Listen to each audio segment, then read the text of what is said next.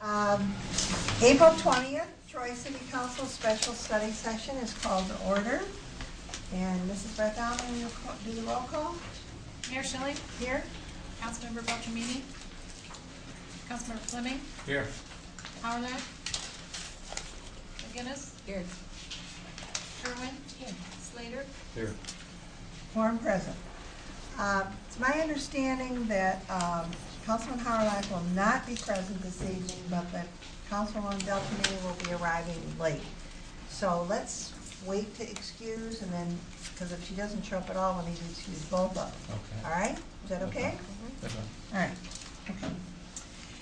Our discussion tonight involves the continuation of option 1 and discussion of policy matters from, and City Manager John Zerlike is going to present.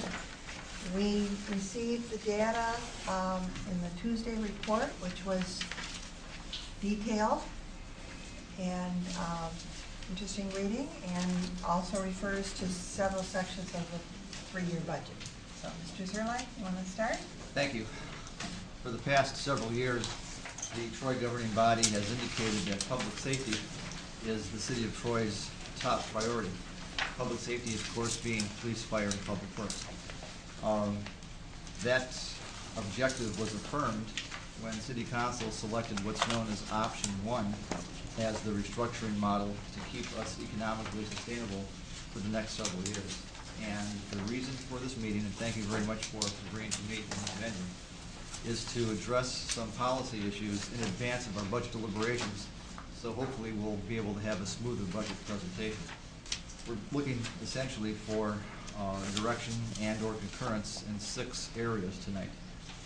One is that we think that we need to lower our standards to achieve a fair street system instead of a good street system. And Mr. Van Dett will further explain that matter. He also has an attachment, 2 of them that contain the major and local streets, so Steve will help us in that regard. Also, we want to discuss how non-essential capital reserves should be handled. If you recall, there was a lot of discussion about the trail system and the Civic Center that totaled up to $3.8 million. You have several options in that regard. You can either leave them in place and hope to leverage more money when times get better, more grant money. You can allocate them toward augment infrastructure needs, or you can channel them to delay layoffs. And if you do that, you have to decide if it's to delay layoffs in the public safety area or in the quality of life area. There's actually a third area that's called administration that we also have to consider, because various departments don't fall in either quality of life or public safety categories. What we did as senior management was, for our 3-year budget, utilize that $3.8 million to delay layoffs in the public safety areas. We only have 3 PowerPoint slides.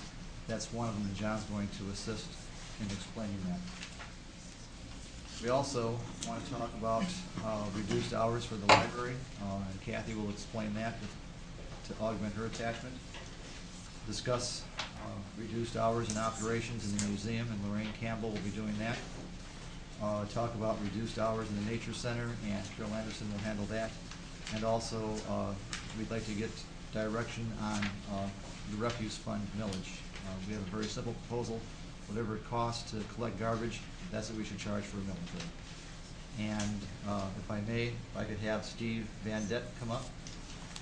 I had written a letter last week and had excellent attachments by members of staff. And if you have any questions, Steve is prepared to answer them. Perhaps Steve, you could also give about a 2-minute overview on what constitutes a new, good, fair, poor, and failing street and the monies that we allocated for. Sure. Okay.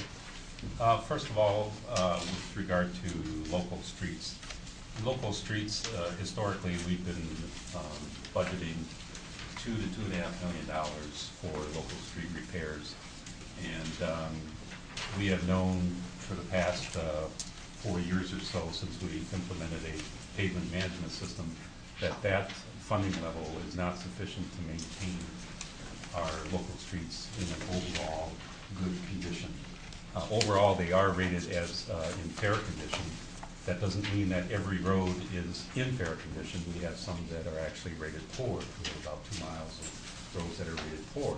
But overall, on average, they're rated in the fair category. If we continue to fund at $2.5 million, even at $3 million, our overall condition of local roads will slip further and further down in the fair condition range. At $5 million is closer to what we need to maintain and even slightly improve the overall condition of local roads in 6 years.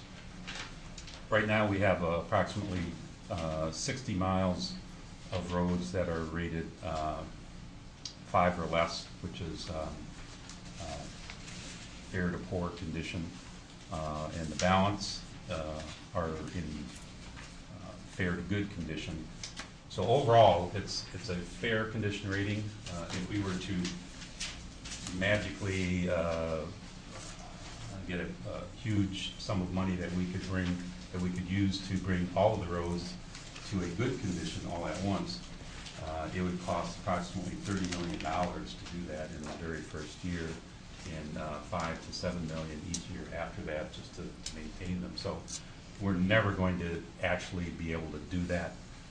And what we've been doing the last few years is to shoot for a fair condition, but I'm afraid that we really are slipping down in that fair range. As far as major roads are concerned, we have, again, the condition of our major roads is in the fair, overall fair condition rating. We have approximately 20 miles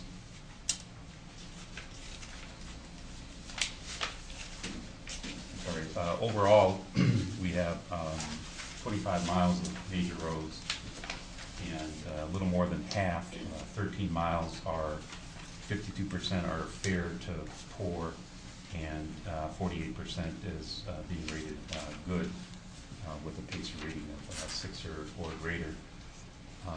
We have been budgeting approximately $3 million per year for slab replacements on major roads, and $1 million on industrial roads for a variety of things, slab repairs and asphalt overlays. And I think on the industrial roads, such as Maple Lawn and Barrett, and in the industrial areas, and some of the other roads like Northfield Parkway is classified as industrial. And over the last 3 years, we've done a really good job, I think, of improving the industrial roads, because for quite a while we had ignored them, and I think they really have come up significantly. I think they're not in good condition, but they are in a high fair condition rating. The rest of the roads are coming due, major roads. Waddles in particular is coming due for an overlay. Square Lake Road is also due for an overlay. Probably the worst road that we have, major road, is Coolidge north of Maple, and that we are proposing in the upcoming budget some funding for an overlay of Coolidge Road north of Maple. Beyond the city's major roads, probably the worst and most miles of major roads in the city are the county major roads. And over the last couple of years, we've been using tri-party funds which have to be used on county roads, and we've been using that on John R., Livernois, Long Lake, and this year on Big Beaver to do slab replacements. But it's only been about $500,000 a year, and this coming year, that tri-party program was cut in half, and we only have about, I think it's 350 or 300,000, and we have a little bit of leftover money that we're going to use. So, but after this coming year, starting July 1st, that tri-party program will be done. And the county roads, probably the worst are John R., Maple to Long Lake, and Livernois. south of Long Lake, east and west of Livernois, and of course, Crooks between I-75 and Wabbles. The county will do strictly asphalt, hot mix asphalt repairs, which means they'll dig out the areas that have failed, and they'll replace that with hot mix and put a roller on it. They will not do any concrete slab replacement because they don't have the money to do that. And So, Steve, if I may, for the sake of the audience, my letter and all the attachments are on the city's website. And county roads in Troy are as follows. When I mention the road, it's the entire terminus. South Boulevard, Long Lake, Big Beaver, Maple, 14 Mile Road, Adams Road, Crooks Road, Livernois, John R. and Clinton. Those are all under the purview of the Oakland County Road Commission. I think, just to wrap this up real quick, on major roads, our 6-year expenditure of maintenance on major roads is about $3 million a year, and we expect to improve our overall rating on the major roads 32%. And on county roads, with what they have budgeted for maintenance, their improvement over the next 6 years is only going to be 9%. That's, I think, my biggest concern is the county roads and the lack of funding, and the tri-party program disappearing. There will literally be no maintenance work done in terms of any permanent type of repairs done on major county roads, and those are the ones most in need of type of repair.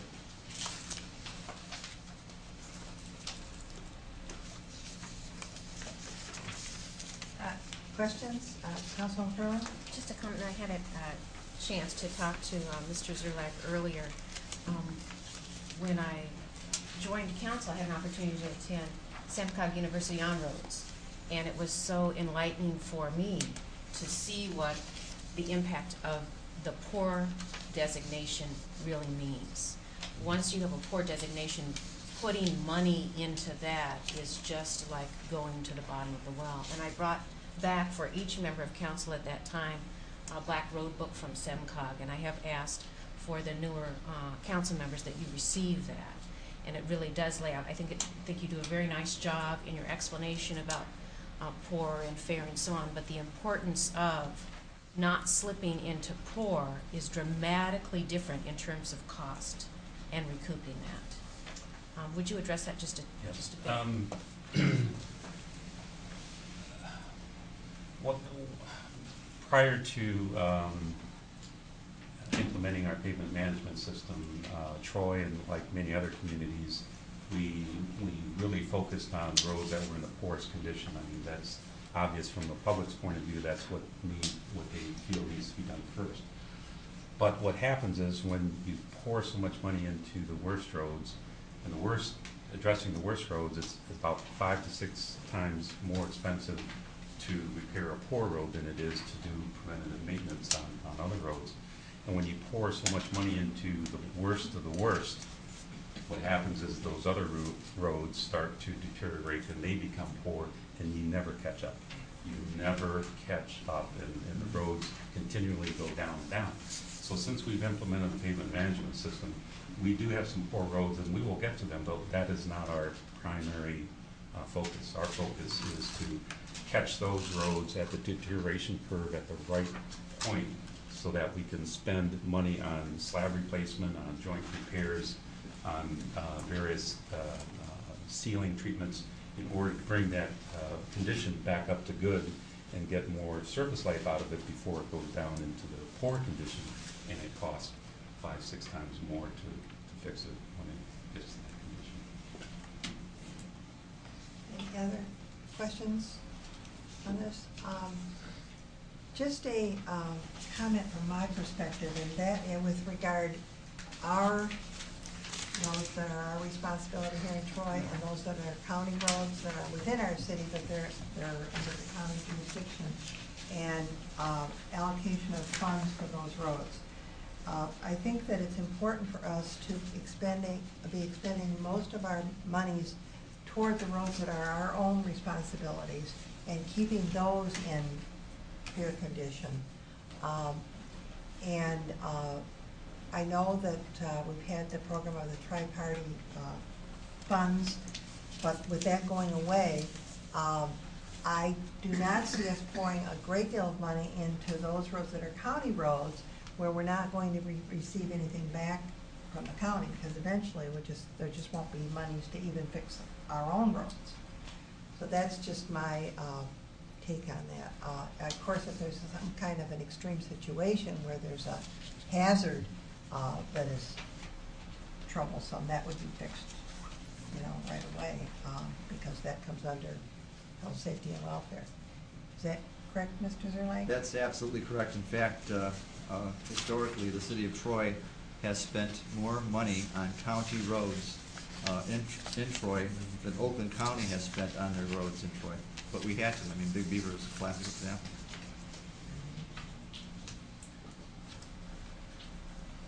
Are there other questions or comments on the roads at this point?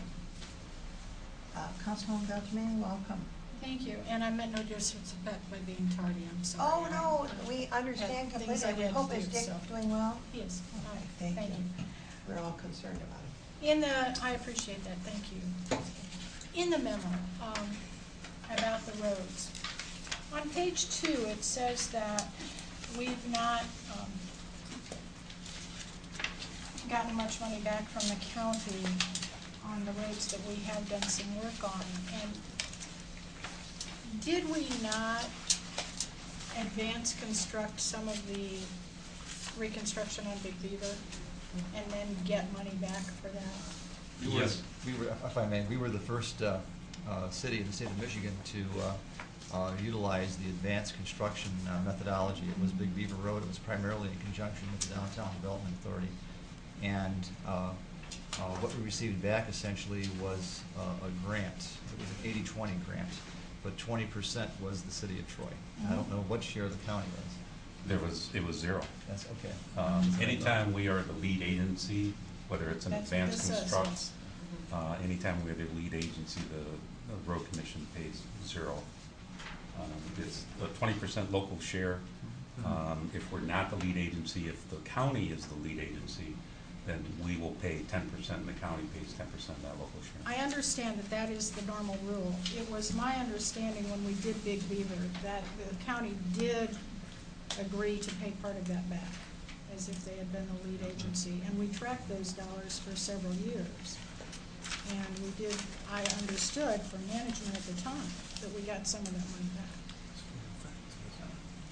So, Bill I'd is just like to- here I mean, longer I than just- I am, but I'm not aware of that, Robin. There were Okay. several projects on Big Beaver, like the West End was a county project, which was county money, federal money, and city money. I didn't look for those notes this weekend, and I will, because that was my understanding, talking with people from RCOC. and there was a project, Big Beaver, in the 80s. Or was it the 90s? That was before my time. And that was in front of Somerset, which, Right. Well, the Somerset widening was in 94, 95, somewhere around there. 94 and 95 to open up the Right. south and north ends. that one may have had some county share in it, but Did you? we don't know. But that was normal. I So that was my question.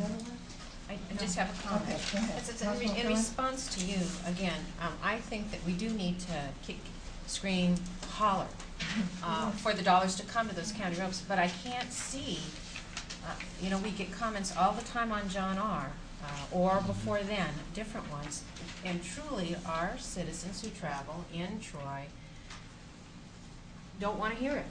The road's the road, and those major roads, I think, have to be in fair shape. And so I think I'm going to differ with you a little bit. I can understand, us to advocate week after week or attend commission meetings or do whatever we have, but I think they must be maintained. And if the county has washed hands, I still think there are roads in Troy, and we have an obligation to keep them safe. My concern is that I think if the county intends on keeping their roads in better condition, then they're going to have to go after the funding for that. And it shouldn't be our responsibility to do that.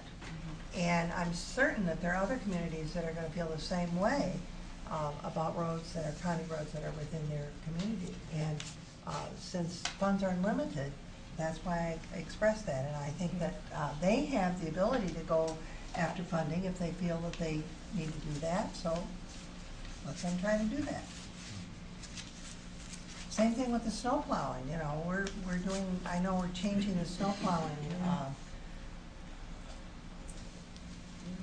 Our protocol. yes, the protocol, begins we're in looking at that, right. 11/12, we propose that we no longer fund or subsidize Oakland County for snowplow removal on county streets in the city of Troy. And so those streets essentially will be plowed when the county plows their streets, which is not the same standard as we have. No, it isn't, it isn't.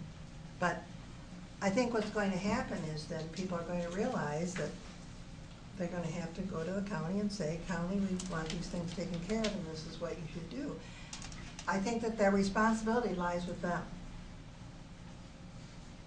The county is responsible for the roads that I mentioned, for the Right. maintenance and snow removal on those roads. Many cities do not contribute to the road commission for fixing roads within their cities. Right.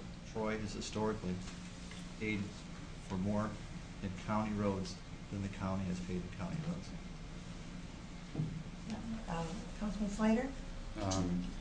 Yeah, I have to support that thought process because that was then and this is now. And we can't continue to be big brother to Oakland County anymore. We cannot expect our taxpayers to pay for what the Oakland County should be paying for.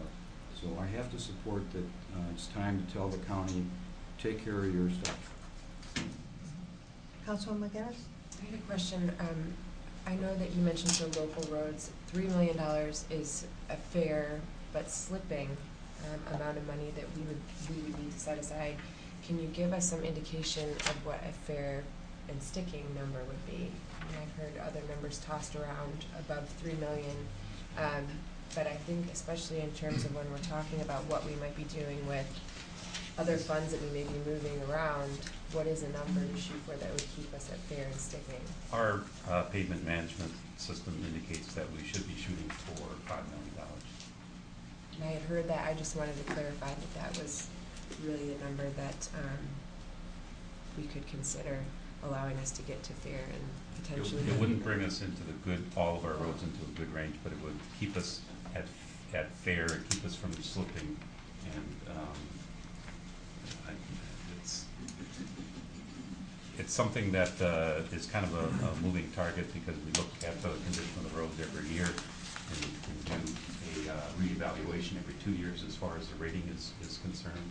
So that $5 million in a couple of years might go down, it might go up. It depends on what how fast things deteriorate between now and the next rating period. Okay. Mayor Pro Tem Fleming? Just a clarification on the $5 million. We're referring to local roads and major roads. Are we talking local roads only with $5 million? So Local only. local only. That's the streets, local roads only. Okay. And I agree with the mayor regarding the county roads, with the caveat that if there is an extreme situation, emergency, it's, we would deal with that. But otherwise, the county has to step up as well.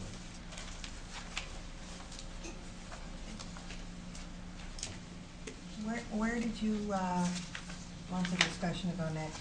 So if I may, just to draw closure on Yes. this, if you're okay with the discussion, we will budget essentially for a fair street system, and that this year is going to be $3 million in local roads. Right, Steve? That's right. Okay. And our 3-year rolling budget does not include a snowplow protocol for county roads. Beginning next fiscal year. This fiscal year, yes. 11/12 now. Thank you, Steve. Robin, did you get your name tag back? Yep. Yes. I asked You have the that it be information held. too? You have this information as well? That's what's on the table. No, I did not get that. I got these. Yeah. I have that at home, thank you. I did bring bring back today funding road projects. Good. And this came All right, from I'll pick today's it up. SEMCOG, Okay. so. Okay. I'll pick it up. Thanks. We had a lot of discussion, Your Honor, and members of council, about what was termed as non-essential infrastructure, or non-essential capital program. Right. Essentially, we have three kinds of programming. We have infrastructure improvements that we just spoke about. We have economic development enhancement projects. An example of that is the Transit Center. And we also have quality of life enhancements as well for capital. And On page two. yes, page 2 indicates that there is a reserve of $2 million for the trail system, park development reserve of about $700,000, and the civic center reserve of $1.1 million. And where should this money go? How should it be allocated or reallocated? Before going there, I'd like to draw your attention to page 4 of my letter. And what we did essentially was to assure that there are other categories in our organization aside from public safety and quality of life departments, like we call them general administration, which is, if it's not police, fire, public works, library, museum, nature center, community center, it's general administration. And for the coming fiscal year, which starts July 1st, in those categories, beginning on page 4, we have essentially expunged, compared to fiscal year that we're in, 17 full-time positions in the public safety area, 21 full-time positions in the quality of life departments, and 17 positions in the general administrative area. So it's sort of a balance this coming fiscal year. And there's an asterisk by some departments. You'll see that police has 10 positions. Those would all be eliminated by attrition. Same with the one position in the fire department. And anywhere else where you see an asterisk is where there's elimination by attrition. The building inspection department has 9 positions. That's probably 15 because of the privatization that will occur this fiscal year. So, having said that, I'd like to go to the PowerPoint slide. We only have 3 of them. And I'd like John to explain the revenue projections that we have in millions of dollars for the general fund. I think we'll need to move that chair. Oh, I'm sorry. Thanks, Jay. Okay. Thank you. The revenue projections shown there are from our option 1 that we talked about way back in September this year and this past year. And those are the 2009 forecast. That's what we had forecasted out over looking at 5 years. I think it's important to know that when you're looking at a multi-year budget, that you have to make reasonable assumptions, first of all, to start off with. You have to make modifications as more data is available throughout the period. This was looked at, so right now this data is over 6 months old. There really hasn't been any adjustments made since we initially presented that information and went forward. If we do adopt our 3-year budget, there will be much closer in monitoring of all those, any kind of revenue or expenditures, whether they are going up or down. And instead of right now, when we do basically a once-a-year amendment of the budget, or twice a year we do capital in November, December, and in June we do our general operating, there could be several budget amendments throughout the year. And it would not only affect the current year, but also could affect year 2 and 3 if we go that route and adopt a 3-year budget. So what we looked at, and then we came up with, is what is contained in our 3-year budget. The current year, what we're estimating, we're going to end up at June 30th of this year for 2009-10, and looking at our 3-year budget, 2010-11 through 2012-13. We did not do a 5-year at this point looking out. What we want to do is wait until this September when we get more data from Oakland County so we can get a firm number on taxable value for next year at end of September, so we should know what that number is. And then we could do a recalibration of where we think we're gonna be this year, and then going out 5 years forward. But that's, so we have a 3-year look right now. We'll do the remaining 2 years and a look again at 2010-11 all the way out, probably sometime in September. So what we have, for example, for the current year, 2009-10, we had our original budget, and that's the budget amount there, was $62 million. We're looking now at what has happened since then, where it's about $60 million that's going to come in for the current year. The main reasons of that are listed there. We had a state shared revenue, a reduction of $1 million in our budget from the state of Michigan, basically holding back on our sales tax returns. Charge for services, we had built into the current year's budget several fees related to the police department where we want to try to recapture some of those costs, and there became some judicial issues with those and we can't go forward in that area. That makes up most of the $600,000, and then we have investment income, if you know what the current interest rates are and so forth. It's about a $300,000 reduction. So those are the main reasons, looking at June 30, projecting out to June 30th, 2010, where we think we're going to end up around $60 million. Now the good side of that is our expenditures are going to be around 59 point something, so we should be about 800,000 to the good this year, revenues over expenditures. That's what we're estimating at this point. 2010-11, back in September, we said, well, it looks like with the declining revenue, tax revenue, with some reductions in state shared revenue and so forth, we looked at about a $58.1 million revenue number.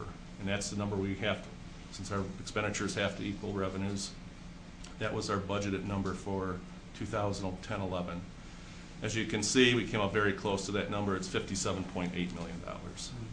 So within, what, $300,000 or so of that amount. Once again, the major difference there, again, is state shared revenue. I'm taking 2010-11, even though the state says they're going to maintain or even try to increase, that's not going to happen. I mean, it will not happen. If it does happen, great, we're in better shape. So I took our state shared revenue projection down to the lowest amount we could get from the state of Michigan. That's in our constitutional amount. We have to receive basically $5.1 million from the state. I took our statutory, which they've been lowering each year, and last year took almost $1 million out of it. I took it back down to where we're at the bare, and the state's in trouble again, and they're going to have to, even though they say they're trying to preserve it, we'll see what happens there. Okay, for 11-12, we originally projected $54.3 million in revenue with a declining tax base. Again, and there, what we actually came up with in our second year budget, looking out for 11, is about $52.2 million. A little over $2 million less than what we originally had projected. And this gets a little complicated here, but let me just, when I say charges for services for community center and parks and recreation, when we showed our model in option 1, we showed the savings of the community center by if it were to go away. And the savings was roughly about $350,000 because that's what they do not cover that amount of money. So in 2011-12, according to option 1, the community center is closed, period.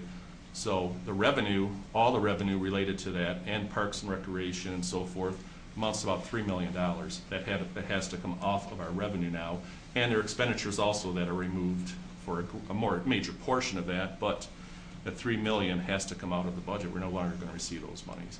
Before, you could say it was grossed up to that amount or whatever you want to say, but the net amount was the $350,000, which we showed as a savings on our option 1 chart. And that was the actual savings by closing the community center.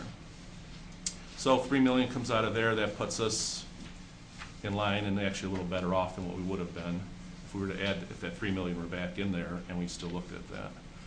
2012-13, the same thing again, $53.1 million. We came in around $50 million. Once again, the community center and so forth was still left in there, and that's basically the difference. So overall, we were fairly close. What it does mean, though, is that our budgets are gonna be less than what we had projected initially back in September, 6 months ago, going out further into the future years 2 and 3 of our budgets. And we have those presented in the budget document as they're balanced at this point. And I think we'll get into more discussion on that during our next 2 weeks in the budget discussions. But this is just to give you a little update here on where we stand in our original revenue projections from over 6 months ago without any adjustments, because there's nothing, they weren't firm numbers, they weren't going anywhere at this point. But we will, from the future now, look at, there will be several amendments probably coming before the council. If the state of Michigan says, well, we actually get more money from the state of Michigan, there will be an amendment to increase our revenue from that source. If we have a change in interest rates or whatever, and sometime over the next 3 years, we could recognize some more revenue. If we have a large hit on hospitalization charges or whatever, we may have to increase our budget then and move that forward also. So it's going to be more of a moving, and you're going to see more amendments as we go forward. If we adopt a 3-year budget than we have in the past, instead of once or twice a year, you're going to see several of them during the year. Whenever there's any kind of major event that happens, up or down, we'll take a look at amending the budget at that time. And it also then would carry on to the 2nd and 3rd year of the budget. Okay, that's all I have on this slide. If you want. Any questions on it? Councilman Crumming? Is there any penalty for passing more adjusting amendments to the budget than normally? No, we have to, actually. We can't. I know that we routinely do a couple. I just wondered if. Right, we can't. The only penalty is that you cannot overexpend your budget. So if we, at year end and our audit is completed, and if we overexpend it in any of our major categories, then that's a write-up in the audit report and report it to the state of Michigan and so forth. But actually, you want to adjust your budget and amend it. Take a close look. We give council a quarterly report right now. Well, there probably will be, in a quarterly report, we'll probably look at probably having some amendments in the future as we go along if we adopt this 3-year budget. But it's a rolling budget.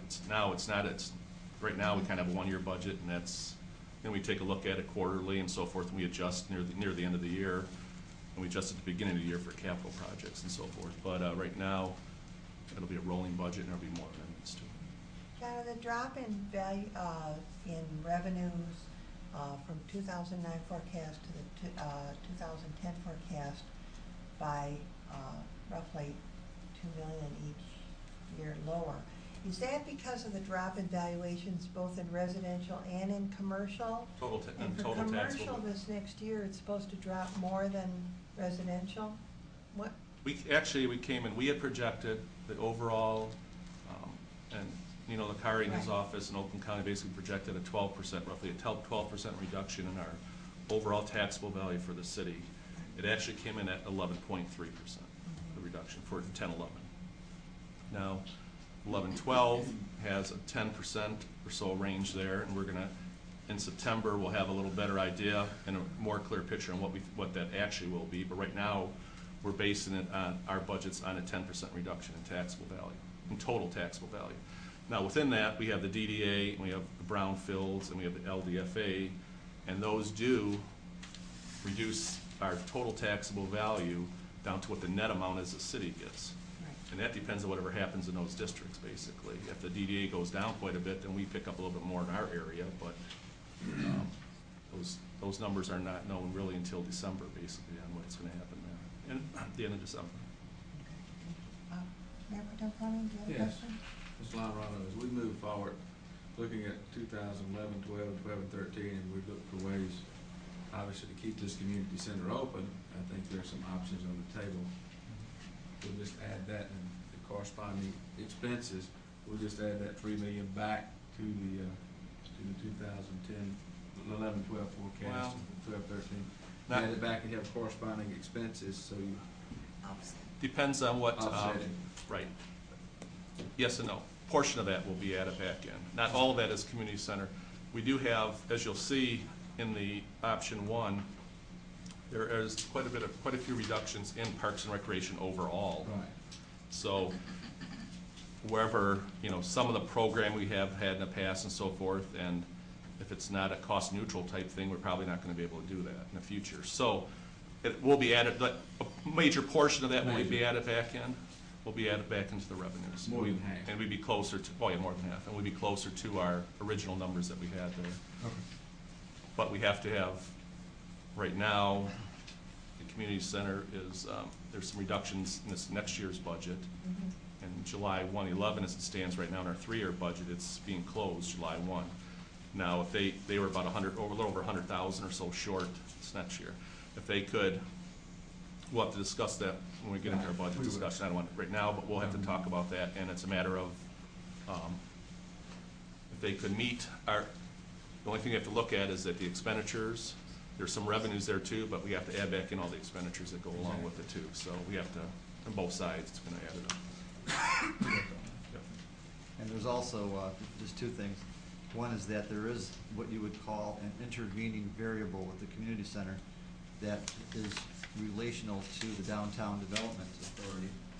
In about 3 years, Jen, we're going to be upside down, essentially, and that means that the tax increments that are captured by the DDA to pay off their debt service is going to be less than the debt service amount. Right now we're working with the law department. We're going to work with the DDA and our financial advisors to see if we can elongate the debt service schedule, but we don't know how much that amount would come down. Part of the debt service incurred by the Downtown Development Authority was Big Beaver widening, which was a huge benefit to the entire area, as well as about a $13 million bill for the community center. And so, after we talk with our legal counsel and our financial advisors and the DDA, we have to come back through public hearings to the governing body and talk about what we're going to do with the DDA being upside down. An option that you have, not that I'm recommending it, but an option that you have is to sell the community center to help defray the costs that the DDA would otherwise have to incur, or the city of Troy, to pay off those bonds. Okay, that's just not to muddy the waters, but you want to have that in the back of your mind whenever we look at the actual cost to operate something. You have debt service, much like the golf course. Okay, secondly, in the commercial area, there's a rule of thumb which indicates that you take the total square footage of commercial buildings that you have, and you take 85% of that number, and that gives you a usable office space. You then divide that number by 220 square feet, and that's how many jobs that area or that building has lost. And using that formula, we're down about 15,000 jobs just in the city of Troy, just in our commercial sector. Councilwoman Benjamin, you had a question? Yeah, I did. When you said that the DDA paid, and we know that, half of the community center, I was thinking that part of that money was also a part of the GO bonds from '99. So the city has debt service on the community center as well. So we would also be closing an asset, and I know our debt service is paid for with the debt service millage, where theirs is not, but it kind of looks like we're talking out of both sides of our mouth. That, we won't be, Sanctuary Lakes revenue bonds, that's different, but the DDA and us, we all have debt service on the community center, and to just shut it down, then none of us get that income. That was my recommendation. I just indicated that there's debt service that needs to be considered.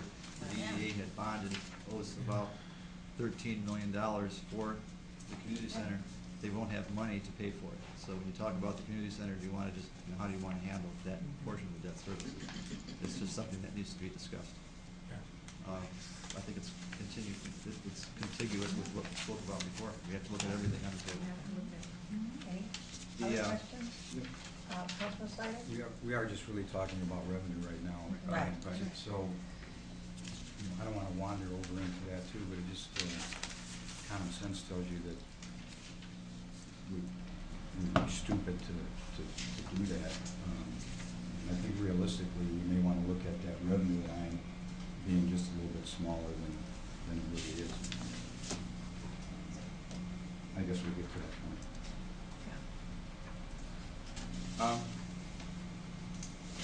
continuing on, page 5 of my message to you indicates, primarily for the audience, because you've all read the letter, but our high point of employment was fiscal year 2003-04, and since that time, including coming July 1st, 2010, our workforce full-time will be reduced by 108 positions, or about 22%. 1 out of 5 full-time people will be gone compared to fiscal year 2003-2004.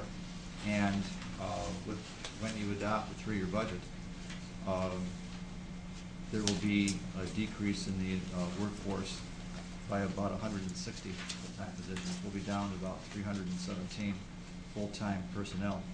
I had spoken to Peggy Sears, our HR director, and asked Peggy what year it was in the city of Troy when we had about 315 full-time personnel. And Peggy told me that she was here for over 30 years and there were more full-timers than that 30 years ago. So that gives you a sense on the level of service that we're going to be having to deal with in a city that'll be essentially doubled in size since over 30 years ago with the same number of staff we had over 30 years ago. Having said that, again, City Council's option 1, that we selected back in September. We had an initial 2009 forecast of reducing, and these are employees, full-time employees, by the way, 60.5 positions in 10-11, 39 in 11-12, 29, and then 31. In 10-11, we have, although my letter in the budget's going to say 55 people, it's really going to be 61 because it's of the privatization of the building department. So there's a difference of 6 positions between 10-11 and 11-12, 61 and 48. We had utilized the $3.8 million in fiscal year 11-12 to delay layoffs in the public service area. And where you see the double asterisk, which is on the bottom line, it has a 2010 forecast without the $3.8 million to delay public safety layoffs. So we'd go, if council decides to keep those monies where they are or to allocate them toward infrastructure projects, you'd essentially be looking at, again, this year would have no effect. The following year, you'd go to 63 layoffs in 11-12 and then 39 layoffs in 12-13.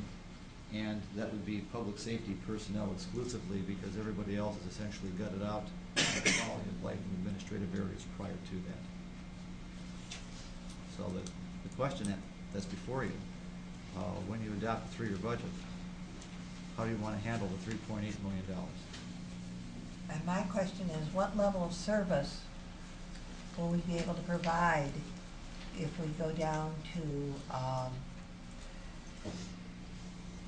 the reduction at 63 and 39 at the bottom, as opposed to 47, 17? Well, I'll let Chief Mayor talk about the level of service in the police department.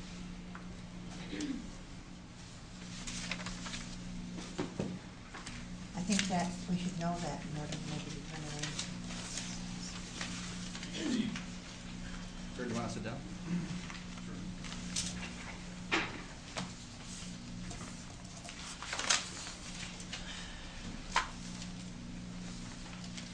What we've been doing in the police department is looking at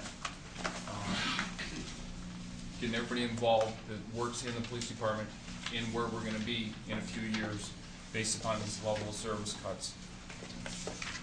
The 3.8 factor, the $3.8 million factor was brought up today in discussions, and I can't give you, looking from option 1 at this juncture, how much worse it can be. I can tell you that logic dictates as we start losing this many more people, I'm going to be losing more than what was presented in the option 1s when I presented it back at the city council meetings.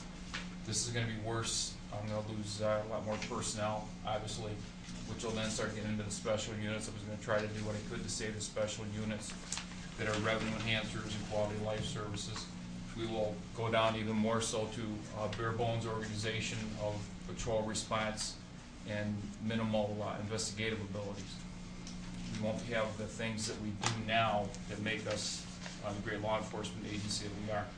We'll lose our surveillance unit, we'll lose our direct patrol unit. We'll be going down to just slightly above, I would anticipate, emergency response. It's gonna be a very detrimental effect. I can't give you at this point, beyond what we have with the original option ones, what this would look like. What we've been trying to do is through attrition, project out, or try to absorb our losses. So, the one question I would have is, when we originally looked at this, the 63 represents a difference of additional 17 people. Right. Okay, so I would just spread out the loss of those 17 people among the organization. I'm sorry I can't give real definitive. We're developing these, and I anticipated I had another year or so to do this. So this is kind of moving things forward for me. So we will go down to 3 shifts instead of 4, and we'll start losing those specialization units. Let me just state also that it's not a number more than what was in option 1, but it's moving those forward. Right. Moving some of those forward into the second and third year, Right. into the third year basically, where they weren't anticipated until the 4th year. So it's not increased. We're not saying we're taking 20 more police officers, whatever. It's still within the total number of option 1, just that those have to be moved up more into the third year. I think that all hit So the us with a fourth. surprise when it was advanced, and it advanced so quickly within the 6 months, because we were trying to keep that whole. That's why we used the $3.8 million to try to keep it more in line with the original option 1. And by doing that, I mean, if you look at, by using the 3.8 million in the blue shaded area there, we're within 2 positions of the original option 1 and where we are actually going to be through 3 years, actually calculating everything out. It's over the 128 positions in the initial full-time positions in the initial forecast, and we're at 126 reduction This in the budget. does demonstrate the impact of those revenue reductions from the original forecast in 2009 to the forecast now. I think it's very vivid. It's almost 40% of our workforce compared to our hard point. Go ahead. Just Keith. from a flat numerical, currently we're at 185 of our staff. Taking this is moving everything forward. We would, in 12-13, we would be at 138 people. So it kind of compresses everything faster for us than going out to the full 5 years. Others have questions? Councilman Beltrame? I'm trying to fathom, and I'm pretty good with numbers, but I still don't fathom how this happened.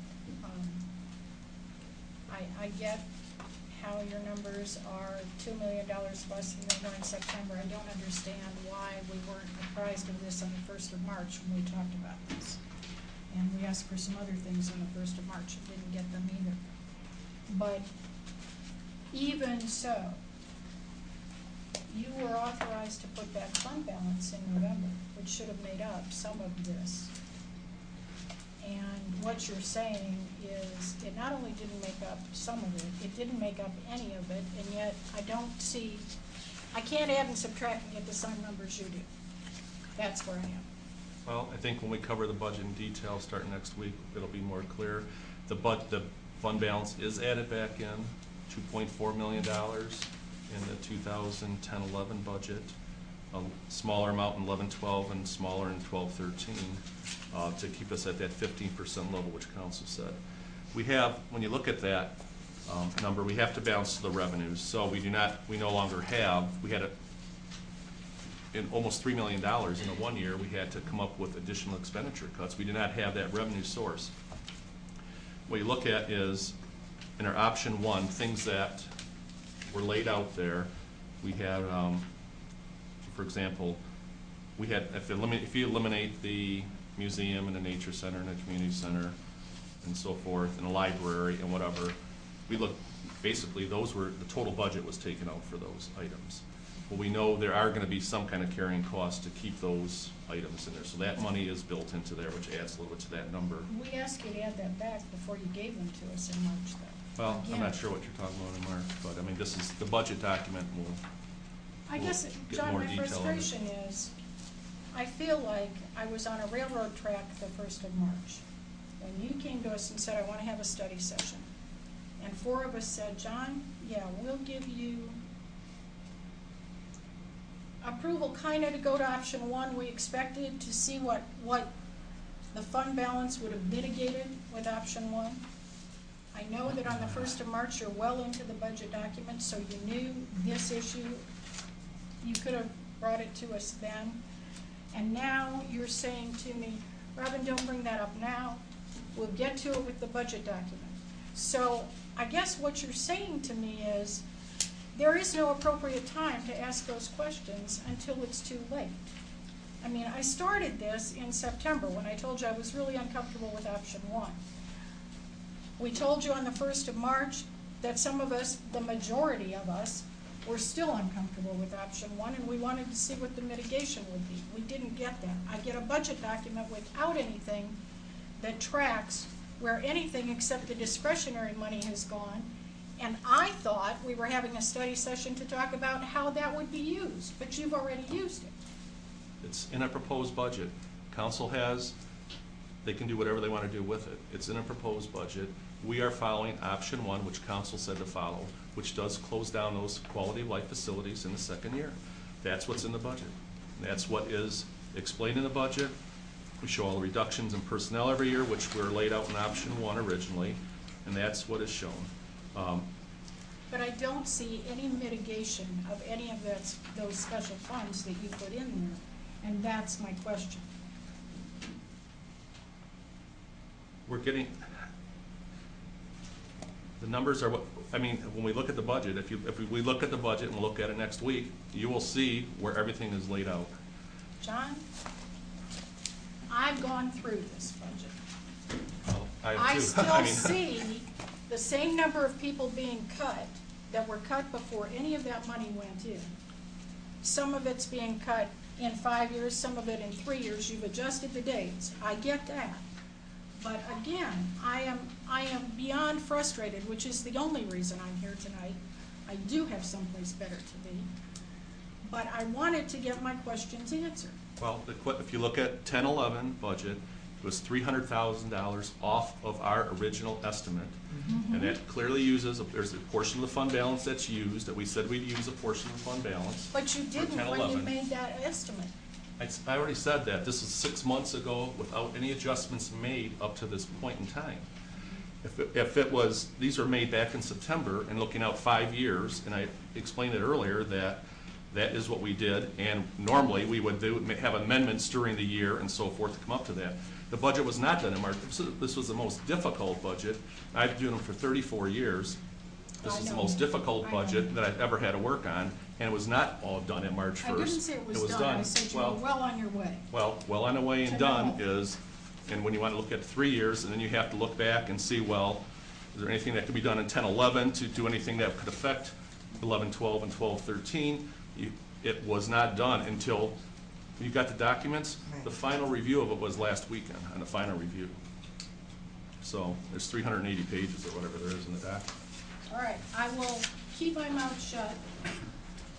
I will not ask questions, but to put on notice that I feel like I am being railroaded into approving a document that I have questions about, have had questions about from the beginning, and never had satisfactory answers, just so you know. John, do you want to go back, if you don't mind, and just generally explain the variables that impacted the $3.8 million? For this year's budget. No, actually, and I think Troy, if there's another city doing a better job than Troy in budgeting and forecasting, please advise, because I know of none. We started this last September, and when other cities were just kicking the can down the road and not even thinking about what they were going to do this time of year. I don't know of any other city that's looking at a 3-year budget as well. What we're talking about is what happens in years 2 and 3. And again, and John worked every day on this. first had to take care of the first year's budget. Then he had to work on the balance of the year's budget. It came together last week. And, you know, Before we do that, could we have, Councilman Slater, do you have a Yeah, follow-up question or something? I do. I'm not maybe as good with numbers as Robin is, but I'm also having, I guess, I don't know if this get together, but the $2.4 million that was put back, where did that go? I guess is the question that I would have. It's in the first year, it's in the 10-11 budget. It's in the 10-11 budget. Yeah. And I guess the question is where? That would help, I think that would help answer. Is it just, it's just put back into the? It's a revenue source to get it, source. it's the revenue source that gets us to that number, which then, I mean, when these positions were estimated, No. they're looking at roughly $100,000 per position, which included wages and fringe benefits and so forth. You look at all the positions, not all of them were at $100,000, and you have 55 or 60 positions you take out, they're not all at $100,000. More of them were way, under that amount. But when we looked initial back in September, to use a round number, we said $100,000 per position. So it was an estimate back then, and that's what was used. You have the carrying costs and so forth to get a better idea of what, even though these facilities may be closed, you still have to have the carrying costs, which is several $100,000 for all those items, utilities and so forth, to keep them operating. You have longevity, for example, which is an option one, at $500 and some thousand. There's per our labor attorney and so forth, and contracts that are out there, we could not get the longevity removed. That's $500,000 that we had to make up for. So there's a lot of items that are in the budget that were in our projections that either, had to be tweaked one way or the other. Some were more, some were less. So, I mean, Yeah. there was also. I could go on, and I could bring the whole box in, there's like 5,000 pages for the whole document. So if you want to look through every single line item, anything can move a little bit here or there, and these were estimates that were made. We present it, we have a balanced budget, try to follow option one as close as we can, and the first year, it's right on there. In the second and third year, we needed those funds to carry out. We had to move up some positions from the fourth year into the third year, basically, to get that done.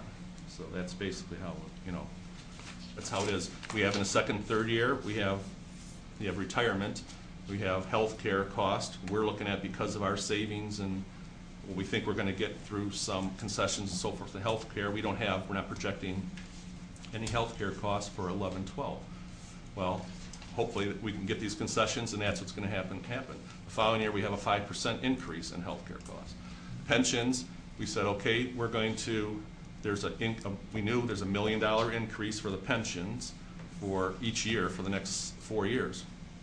We have that built into 11-12, the $1 million. 12-13, I'm holding that down a little bit more because I think we're going to try to get some concessions and retiree health care. We're hoping we're going to be a little better funded position in that, and that percentage will come down in 12-13. We get a biannual actuarial. So these are all things that we're taking into consideration. I mean, Is it fair to say we're looking at this in 3-year increments? So you're taking the fund balance from this year, the fund balance from next year, and the third year, and you're using those funds in combination throughout the 3 years? right. And then Keep it you're at the taking 15% level. Right, and then you're taking the $3.8 million that we had set aside, and you're also using that, not in this budget, but in the next 2 years. Next 2 years.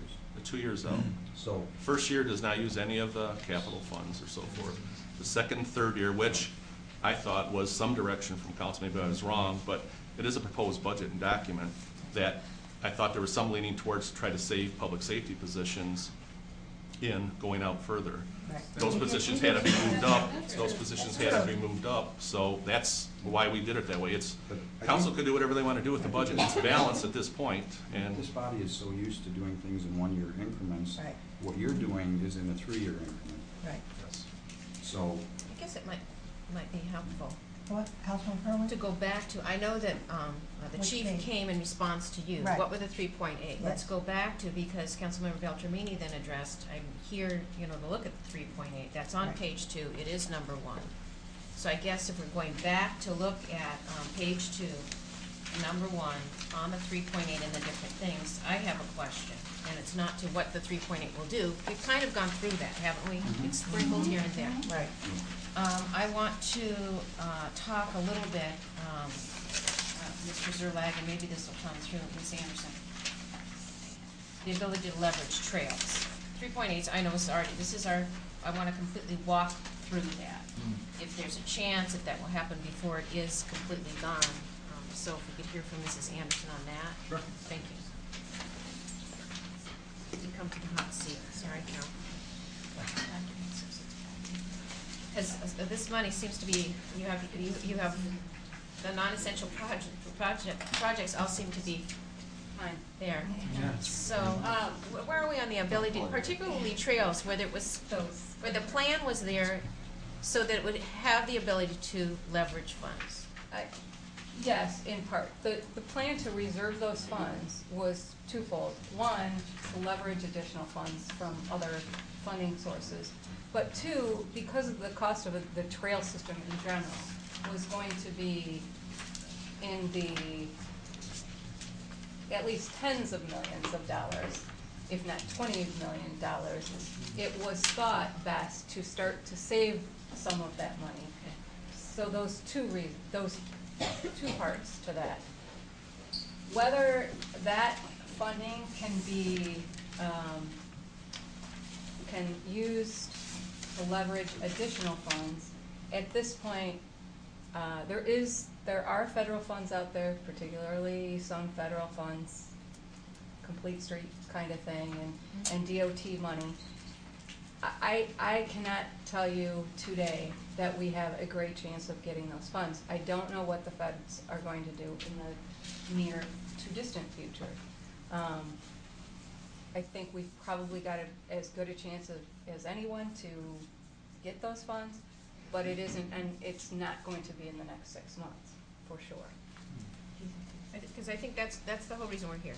What's the best use of these 3.8? Should it be dribbled over the time? Will it save jobs down the road? How many? What will they look like? And, you know, if there was an opportunity to make this money grow, that would be sensible. So now we understand that. So now let's deal with number 1. 3.8 will not save jobs down the road. It'll just delay jobs. Right. I think that's Way a off. very good point.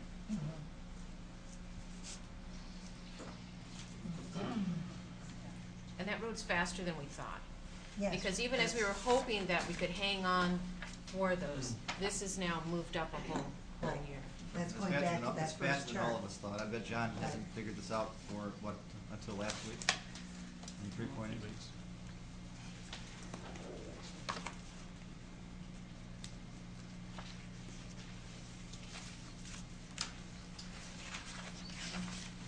Do you wish to cancel these projects is the question. Well, my answer is yes. I agree. I don't think there's any other choice. Not when I look at the new projections. I mean, you know, we asked the question about leveraging money, but I don't see that. I think there's other things that are much more crucial to do with that money at this point. Even though those are all things that looked good at the time when we set aside those monies, I don't see us using them for that purpose. And I don't see it for 5 years out, so. May I just It's add? going to be revisited at some point. I was tasked with presenting, or put together a 3-year budget. Right. Yes. We have to present a balanced budget. I did not, it's strict, I mean, the time and energy that went into this is countless hours, but I'm not gonna, that's my job. But it was not simply, oh, add 2% across the board here, there, add 1%. I know. Every Right. single department was reviewed, every position was viewed. We have our position budgeting, which shows the wages and every fringe benefit down to the penny for every employee. Every employee who is slated to be laid off here, which was gut-wrenching doing all this here, was looked at, and those exactly, every fringe benefit amount was moved from every line item, exactly the amount. So there, this was, you're not gonna get closer than this, because this is exactly, and you're mainly talking about people here. Right. So that's, we held the line, all supplies, all other service and charges are no increase for the next 2 years, the following 2 years. 0 increase. So they have to make up, they have to live within that budget. If there's utility increases, you have to live within it. There's no increase for those. So that is how, and to get to these, to get to the second and third year balance, that's what was needed. It was council's direction to get a 3-year budget, and it has to be balanced. That is what's needed to do. If you'd like to move money around, which you have every right to do, and all it is, it's a plan, it's a financial plan at this point. We have couple meetings coming up on it. We have a public hearing coming up on it. If you want to move funds around, we move funds around. But it still has to be a balanced budget. I was tasked with that, and we had to use that money. Would I like to use it for something else? Sure, I would have liked to. But would I like to also try to save as many jobs as we can? That's what we're aiming for, and it's mainly in the public safety area. And we still had to move some of those up, but that's what it came up to. It was not a simple look at just increasing expenditures and looking at revenue. Every revenue line item was looked at and explored. There's slight increases built in a little bit of the revenues, and that's what these projections are based on. We're also continuing our privatization efforts. Right. I know. And some we didn't get 40%, and others we got more than 40%. I guess on the next 2 bullets then, do you wish to cancel? Then yes. Do you want to allocate it? We've talked about streets currently are at 3. Would we want to go to 5, even though the money's been moved around already? Or, you know, the delaying of layoffs, which, so those are the 2 bullets. And I indicated in my letter that I did not wish to steer you anyway, Right. but this is Right. what we did. So We that's wanted what we're something gonna talk different, about. please advise. Right.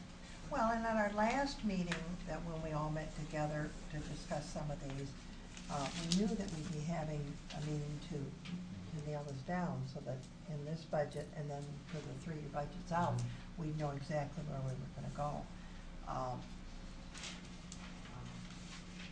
Did you signal you wanted to ask a question or say something, Councilman Slater? I saw your hand. I just wanted to support, to cancel the projects. Right. Now, I But I thought we don't really. necessarily agree with the 3.8 going where it was going, but I think that's further down the road for discussion. Well, that's right now. That's where I'm. Right, yeah. Um, It was my impression from our last meeting that most of us were leaning toward the canceling of those projects back then even, and now when we see these numbers even more so. Councilman Jones, maybe did you have a question or a comment? No, I echo kind of what Dane said. I hate to cancel these projects because they've been saved for, they've been allocated. The people of Troy told us they wanted these projects, multiple times over multiple years. By most people's definition, they are non-essential. Right. In today's world, they are also economic development projects, and that is where I hesitate to cancel them. Because as we become a very low-service city, if we do not have other assets, we will continue to decline. So I worry about that. I would rather see us in some way maintain part of the integrity of the funds. They were in large part set aside to make our community more walkable, more bikeable, more connected.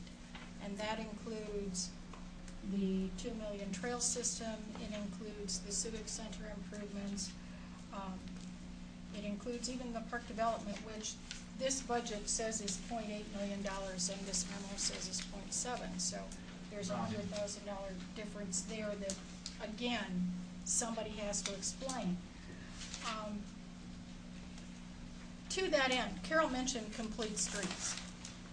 There is a huge push in Washington for any federal dollars to go toward projects that encompass walkability, bikeability as part of a road project.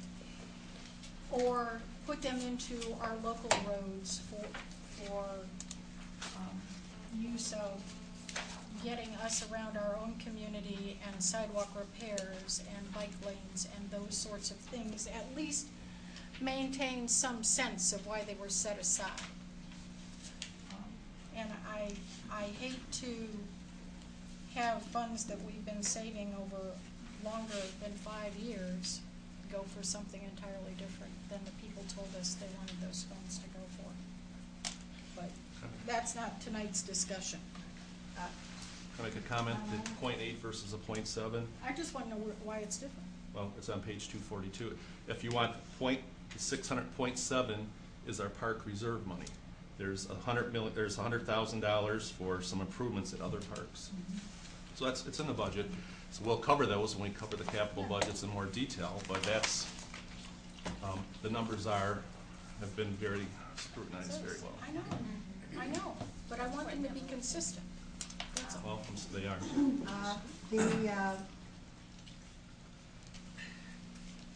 The reason why I'm saying yes, we need to cancel the projects is when I look at those projects, I don't think anybody disagreed with you. no, I know, but we talked about the fact that people had asked for those kinds of things. And yes, when people we did the future study, when we have had groups where we've sat down and talked about things we'd like to have, it was a different world. And I think that it's changed drastically on the numbers. If we had asked those same questions today, it was like, I'm saving up money, let's see, do I want to redo my kitchen or do I put in a new roof? Well, if my roof is that bad, I better put in the new roof and then live with the kitchen for now. Because one, there's a necessity to keep the elements out of my house. And that was my choice years ago. And so I did the roof, didn't do the kitchen. I'm still living with the same kitchen I've had since 1965. But it's workable. And so I use that analogy because there are things that I think all of us would like to have. And as I said last night, none of us want to be doing these decisions, but they're difficult decisions, but they have to be done. And I think that giving staff direction in a concrete way is helpful for all of us in the long run. Anybody else want to say anything about the canceling of those projects?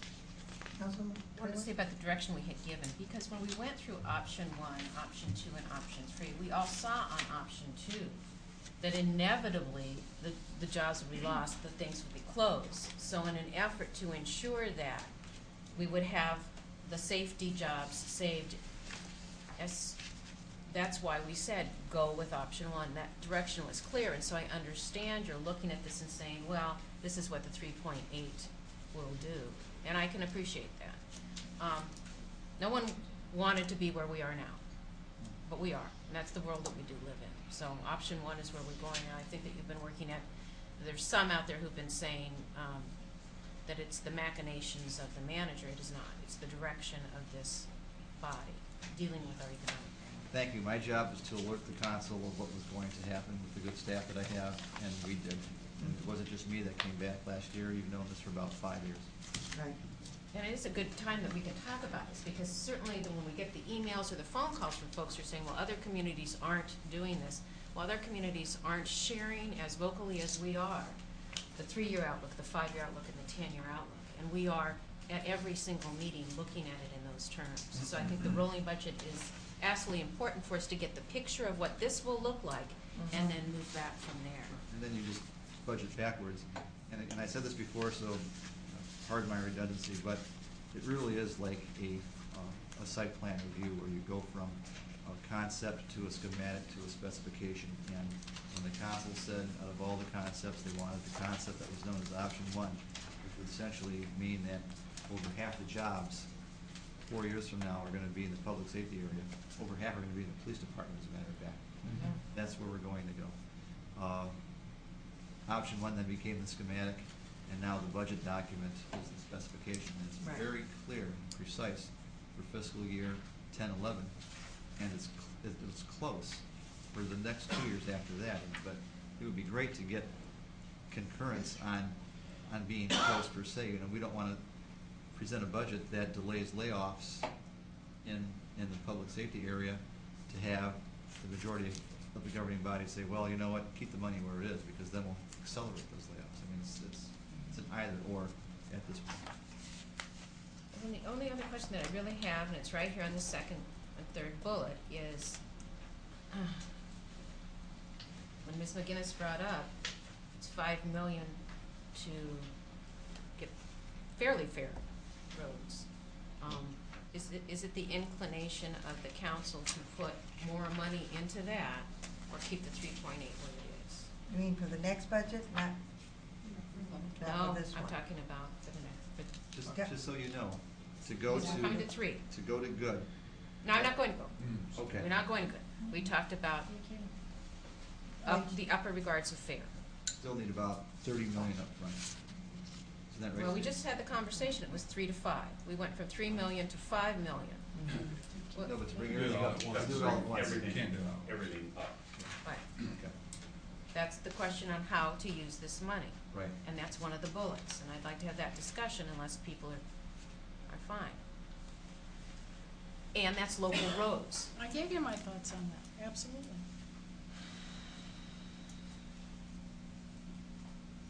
Absolutely right. That I believe that the integrity of how the people told us to set that some money aside needs to be kept. That's the only piece of that money we can keep, that the people told us to do something with, and that's also very important. And nothing affects your home value as much as the condition of the street in front of it. So would we be saying, well, I'm just asking, and we need, Right, yes, everybody needs to you indicate need how to they feel about indicate that. whether they want Okay. to move the 3 million, to increase it from something from here to some amount, and whether. I thought the projection was to do that with the, It was, the to next do it budget. to the next for budget, the which next is why. budget, not for What this I'm one. hearing though is that if you want to take the 3 million, and even though it's the second year, and allocate that towards streets, I know. right? Yes. Second year's I was budget. comfortable That's the doing it. conversation. I was comfortable doing it for the next budget, but No, not I'm this not one. comfortable with Pardon, Councilman Slater? that. I'm not comfortable with that. Taking the 3 million and putting it strictly in streets for the second year? Is that what I'm saying? Not the full 3 million, I don't think it's been decided. No, it's not the full 3 million. A portion A or portion. none. That's the question. A portion or none. Do we wanna That's keep the the bullet. funding at 3 million per year, or do we wanna go to 5 million? Because when Councilwoman McGinnis asked, What it would take. Mr. Van Dett what it would take, that was the answer. And the question is, what we wanna do. Yes, Mr. Monroe? Just a suggestion that these were some options that were out there. We know what the budget includes for the 3 years. It includes it to preserve public safety positions going out in the second and third year. If, once we review the entire budget and we have our wrap-up, I think that once you know what, we cover everything in the general fund, cover all the capital projects that are out there. There may be some you don't want to do, maybe some you want to do. Though after we cover those in detail, then in our wrap-up, our second night, our wrap-up session, that may be the time you might want to do anything if you want to put more money towards roads or whatever else. If you see where all the money is being spent and where it's being allocated. I know everybody has a document, I know you probably already started reading and all that, but once we cover it all, we'll have more detail on all the capital projects and all the other general operating things. There may be things you might want to do that could, they might be able to transfer some money to roads. But at this About the point, next 2 I think months. this point, we're just saying that these are some options that were talked about, and the budget has the option of getting a balanced budget and trying to reduce some of the layoffs, and that's what's included I guess there. I'm sensitive to Robin's coming to this meeting specifically because of what's written on this page. And so we need to have that opportunity, because that's why we were gathered, was what do you want to do, and this is how it is. So I'm comfortable with that, but I want to address whatever that is in case there's something else, and if you need to get back, I know that you need to As get long as the wings are playing, I think somebody's Okay. occupied. back. Okay, fine. John, if I may. Yes, Mr. Zerling? it's important for you to advise from a policy perspective how you want to allocate this money. Do you want to allocate it to delay layoffs? Do you want to allocate it toward infrastructure projects? Do you want to leave it where it is?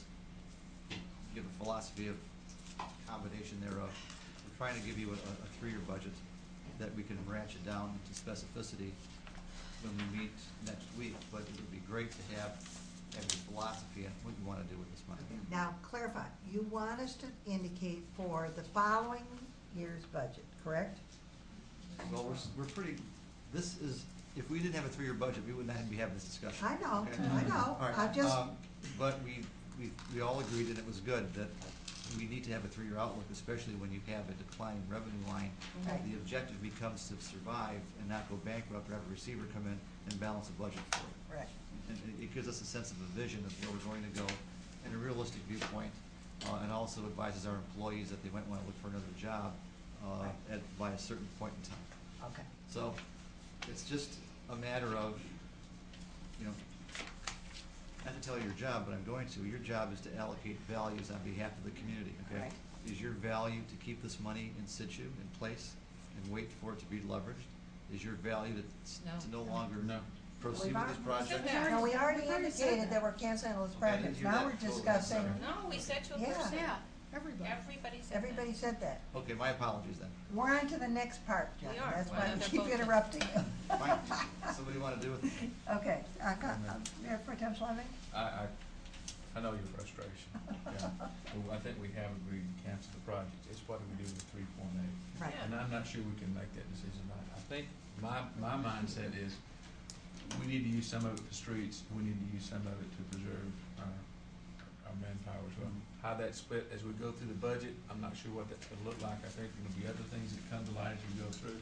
To sit here and make a decision on this one piece, we're gonna put it all to safety, or we're gonna put half of it to roads or whatever, I think it's premature. But you've got one decision tonight. You've got 3.8 million we're gonna do something with. I think there's gonna be maybe an allocation, some to roads, maybe some to public safety as well. I'm just not sure where that is, and I can't give you that number right now. I know you want it. Can I ask a candid question? Yes. I have to go to this chart, though. Yes. Look at that chart there, City though, of- Mayor Pro Tem Fleming. This is with using the 3.8, Right. and this is without. Look at those difference Exactly. in the numbers. Exactly. I'm ready to decide. But there may be other things that we come across as we go through the budget too, that we haven't even considered. And there may be some revenue opportunities that we haven't considered. There may not be the magnitude of 3.8 million, but I'm sure as we go through this budget, and we look seriously at it, there are gonna be other opportunities for revenue generation or cost reductions as well. I think we all have started looking at the budget in detail. And again, I'm not frustrated, but I'm tasked with carrying out your directive. Yes. And when you look at fiscal year 10-11, it has to be very specific. Okay, Right. John's 5,000 pages, right? When you go to subsequent years, it's a direction of where you're going. Given what you know about your revenues and what you know about your expenditures. Absolutely, if some other revenue producer comes in, you know, during that time frame, or hopefully before that time frame, or there's a super way to deal out the expenditure so that it's cut by 30 or 40%. You know, or if Lorraine is successful in privatizing with 501c3s the museum, absolutely they'll be reconsidered and opened and safe. Okay, but when you adopt a 3-year budget, you have to have a sense of where you're going if these variables do not change. You know, if our revenue line does not increase, we have to do this. If we can't reduce our expenditures, we have to do that. At the end of the day, they've got to meet. And so all we're asking for is that when it's time to look at I think the 1-year budget's going to go pretty easily this year. I mean, that's my sense. You go out years 2 and 3 when you start closing facilities and reducing the workforce by almost 40% compared to where we were before, it's going to get pretty, it's going to get depressing. Okay?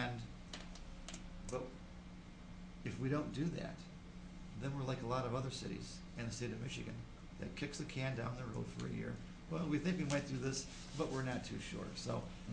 Mm-hmm. My, pardon my voice. My request is to keep the conversation philosophical at this point, okay? But philosophical, you still have to let us know if you want to take millions of dollars to delay layoffs in the public safety area, or if you want to do something else with it. I mean, if you don't know now, when are you gonna know? I think. And that's just very candidly. Philosophically, if you don't know now, what do you need to know to make that decision? Councilwoman McGinnis, I think, has been anxious to ask something or I'm something. not actually that anxious, but. I saw you signal.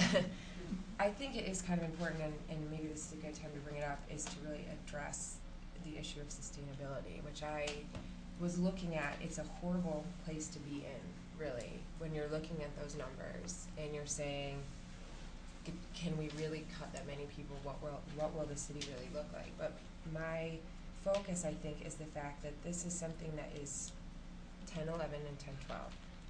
And I think that you're right. I think for the upcoming year, the things that have been presented to us, they may not look exactly like this, but I think that ultimately for the upcoming year, they may look something like this, which is reduced services. And it's looking to see what the product of all of the hard work over the last 8 months is going to look like, because they're all new things that we've been investigating as a council, as a person, and as a management as well.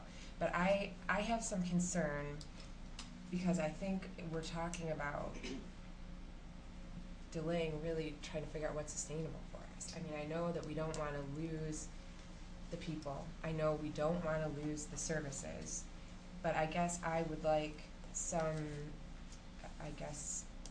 you can't promise anything, but I guess I would like some sort of promise that we're going to be going towards sustainability. And when we keep talking about using this money to delay the layoffs, I think not only is it giving people a potential false sense of hope, but I think it's also not really forcing us to look at the issue that we should be forced to look at, and that's how can we reorganize the city to make it sustainable with what is a reality. So I have some concerns with delaying layoffs for that reason, and I think if this was something that was affecting us in the 2010-11, it would be easier to make that carte blanche decision, because I don't think anyone is ready to see the city at that point if there's any way we can avoid it. But I think when we're looking philosophically, and I'm hoping to God that some of these things do change. I think that, as we move forward and we really start to figure out where we're going, some of them potentially can, but I think when we're looking at 11, 12, we have to kind of hope that we're in a position where we know how our departments are going to look and operate in this whole different setup. So I'm concerned about using all that money to simply delay layoffs. I think it has to be some combination, and I know that probably doesn't help you a whole lot, but in terms of making sure that we're focusing on things that will keep us sustainable, whether that's roads, whether it's connectivity, whether it's putting money in things that hopefully we'll find out a lot more about in the next year in terms of potential quality of life, sustainability, the way our police and fire departments are going to operate in the coming years. I think that's kind of what we need to focus on, and I'm sure I would need help from everybody else to figure out exactly how that's going to look. But I'm looking at, I know we're not talking about the big budget yet, but I'm looking at page 15 on the budget, because it's about the outputs ranked for priority funding, that consistently over the past 5 years that we've said as a community, and we expressed it here. A was continue police and fire functions. B, continue water and sewer service. C, develop and implement a 6-year capital improvement plan based on city council's priorities. And D, continue to provide refuse and recycling service. The list keeps going down. Then it's got intermediate funding, and then it goes to basic funding. Now, the reason I bring up that page again is that if we're going to continue police and fire functions at the level that we've seen, with some cutback in personnel funding, I look at that chart up there, and I look at 17 more people going. Now, we're talking about the next year. Right, a year from now. I think that that greatly impacts the level of service for the police function. That's why I bring this up, and we've said all along that was gonna Well, help and I safety think and that's why the welfare. 3.8 went where it did. When you wanted a philosophy or something, I do agree with Ms. McGinnis on that. I wrote one word on the back of the whole document after I read that, and I wrote infrastructure. Infrastructure does matter. It is listed as the core. Right. I do agree with Councilmember Beltramini. The street outside does matter. That's how a police officer can get to where they need to do the service that we need them to do. So I know where the 3.8 is now. I see the chart. If you need some sort of view of what's important, I think we've talked about the core services, but we have to look at the infrastructure as well. We can't then say we're moving into numbers and then, oh, look, the streets, and the infrastructure includes the other things in this memo, the drains, everything else. And we recognize from the memo and from we know to be true is that other government units aren't covering this. It's so cool to be a county. I really think it is, because they can say drains, yes, we own them, you fix them, and that's what it says in here. County roads, we own them, you plow them. Over and over and over, it says that. But nevertheless, that doesn't mean we can walk away from the drain, because by law, it's here, and we have to take care of it. So for me, infrastructure matters.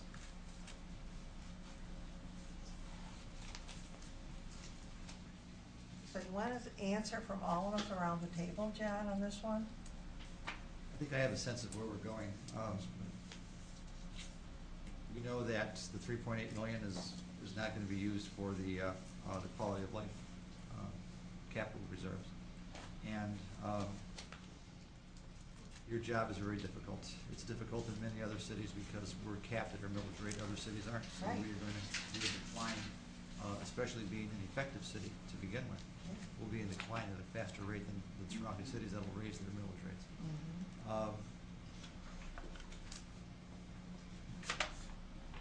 To take a 3-year look is noble of you, but you have to draw closure on that nobility and actually adopt a 3-year budget at some time. So, John and I will give you a budget, and we have a look with delaying layoffs. There's a look without delaying layoffs, and so you have those two components in front of you now. At some point, we're going to need to know with a bright line which way you want to go and where you want to put it. Okay, and again, it's still, although it's a 3-year budget, it's still a forecast. If a new revenue source pops in, if a new way to do something is determined that saves money, you can save some of these venues. We're in labor negotiations, and if we can get some concessions, that also helps to mitigate this. So, but again, it's a 3-year look, and we'll take as long as you need to make a decision. I don't want to rush you into anything. Robin, if you want to spend 5,000 pages with John, be my guest at some future point. I'm sure John will be happy to make that accommodation to give you a zone of comfort on the $3.8 million. I had the same question. I have a zone of comfort with it now myself. So that's fine.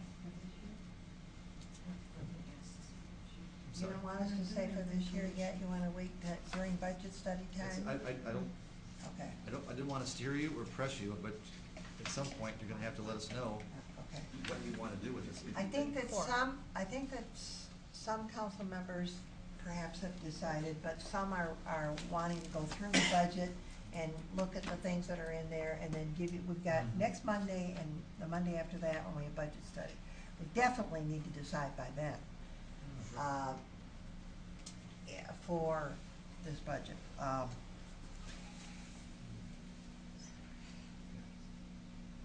Councilman Slater? I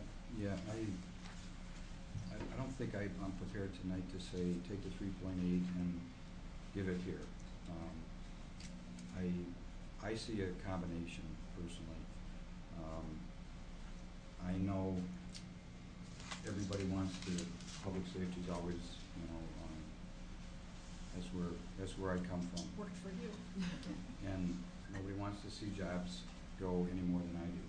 But I also know in an organization, when you go and you take 30 or 40 in 1 year, that can be worse for an organization than if you do 21 year and 20 the next. So you have time to prepare and you have time to organize.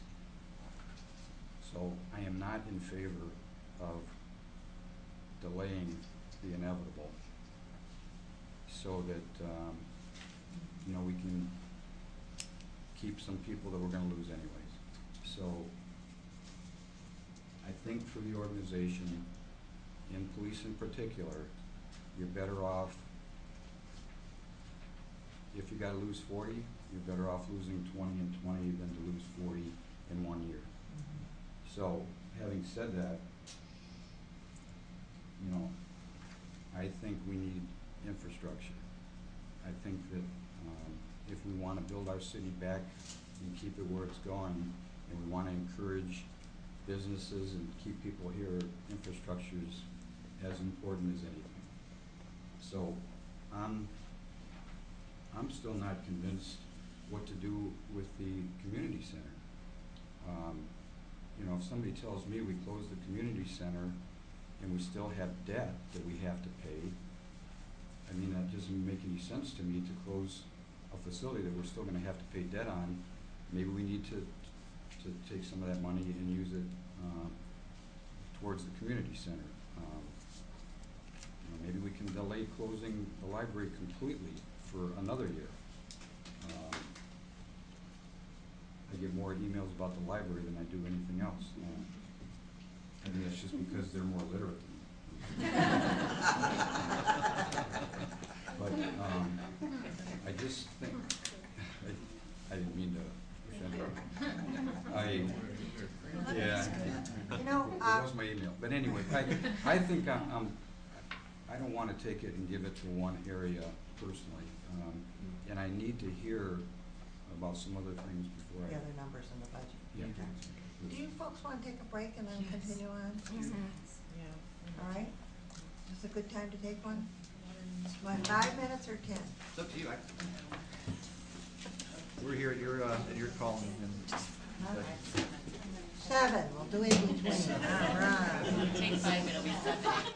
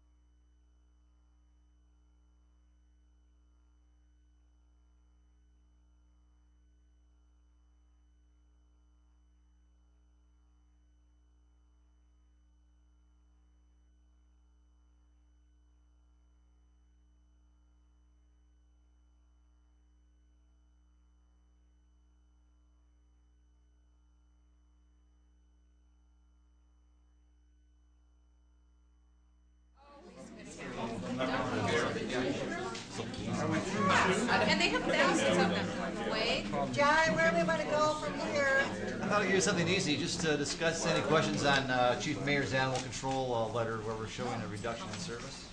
Chief Mayor, you got a second? Well, since we're going back to a farming committee, I think the wild animals should just run wild. Well, they're coming for wild. What? I thought we hit a little easier issue on the animal control. Oh, I just. I think we read it. I don't have any questions on it. No. I don't have any questions on it. No issues. No issues. Oh, you're in charge of wild animals now? For the next few minutes. Is that a promotion or a demotion? I'm not sure, you'll have to decide that after the I saw that memo.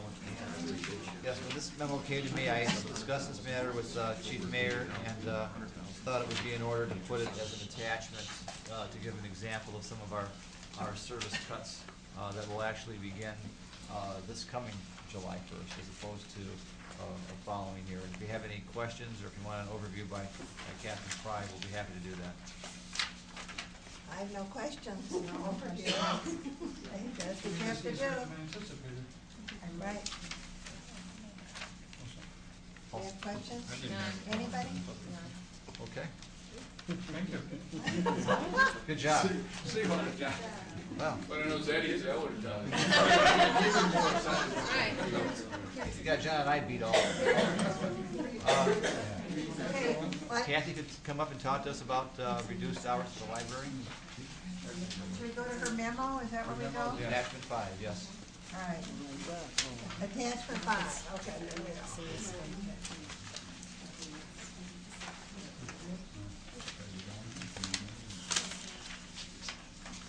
Okay, all set, Mrs. Russ?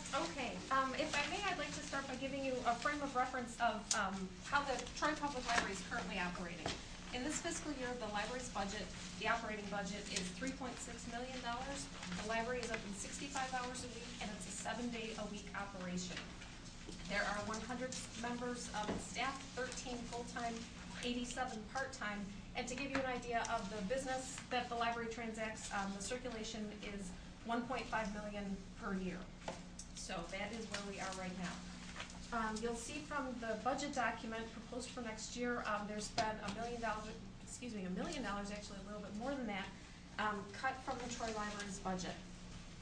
With this budget reduction, the primary byproduct of that is a reduction in staff. And we're looking at laying off, you'll see on the chart, it says 39 positions, 9 are being lost or because they are not filled, but 30 people will be laid off. 7 full-time library staff members and 23 part-time staff members. That's a third of the staff. So laying off a third of the staff has a significant impact on the ability to staff the library. As a result, I'm recommending that the library's hours be reduced from 65 to 55. Now, you may be asking why 55, why not less than that? Well, according to state aid rules, and those are rules that libraries have to follow in order to receive funding and all the benefits that result from that funding, a library the size of Troy's needs to be open 55 hours a week. So if I may present this to you in visual terms, the rock is the $1 million and the hard place is 55 hours a week. So to try to, because where I always try to go, it's just my natural inclination, is to determine what is how can we do this and still provide the very best service to Troy residents. It's going to be a difficult thing to do. I can't lie to you on that. But looking at all of the options that are available to us, the option that seemed to be the best was to close on Saturdays and reduce the hours of operation on Friday and Sunday by 1 hour. The reasons for that recommendation are on your memo, but I'll take you through them. The library, Troy Library, belongs to the Suburban Library Cooperative, and as a member of the cooperative, Troy residents are entitled to essentially resident privileges at all of the member libraries. So in other words, if a Troy resident goes to Sterling Heights, that library, that Troy resident is treated as a Sterling Heights resident. All of the cooperative libraries are closed on Sundays in the summer.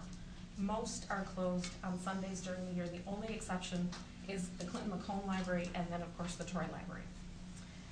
Most of the co-op libraries are open on Saturdays in the summertime. Some of them are closed Saturdays in the summertime, but they are all open Saturdays throughout the school year. So closing on Saturdays gives Troy residents an option to use another library, but it also allows them 7-day service because as Troy is the only library open on Sundays, they can still go to their home library on Sundays. So they still have 7-day service, it's just on Saturdays, it's not at their home library. Instead of 6-day service and then no options for Sunday. There are, I guess, in the interest of full disclosure, Troy residents can use Rochester Library, Baldwin Library, Bloomfield Libraries on Sundays. Those are the ones that are open. However, 2 of those libraries, Bloomfield and Rochester, are looking at closing on Sundays. Also, those libraries have severely restricted privileges to non-residents. So a Troy resident might be able to go there on a Sunday, may not be able to use the computer, may have to pay to use the computer, may have to pay for parking, may have to limit the number of items checked out. So Saturday seems to be the best option on that, for that reason. Another reason is Saturday is a busy day, there's no question about it, but because it's a busy day, we need more people. To close on Saturday spreads the remaining staff over 5.5 days, Monday through Friday, and half a day on Sunday, as opposed to a 6-day operation. It maximizes the staff that we have. Last but not least, the utility costs. If we close on Friday at 5 o'clock and reopen on Sunday at 1 o'clock, the library is closed for a total of 44 hours. There would be cleaning staff in the building on Friday evening. They would leave. Utilities could be dialed down. There's essentially no lights. The heat or the air conditioning could be down. No water usage and so forth. So you're going to see a greater savings in the utilities. So for all of those reasons, that is why I recommend closing on Saturdays. And I'm happy to answer any questions you have. Any questions for Mrs. Ross?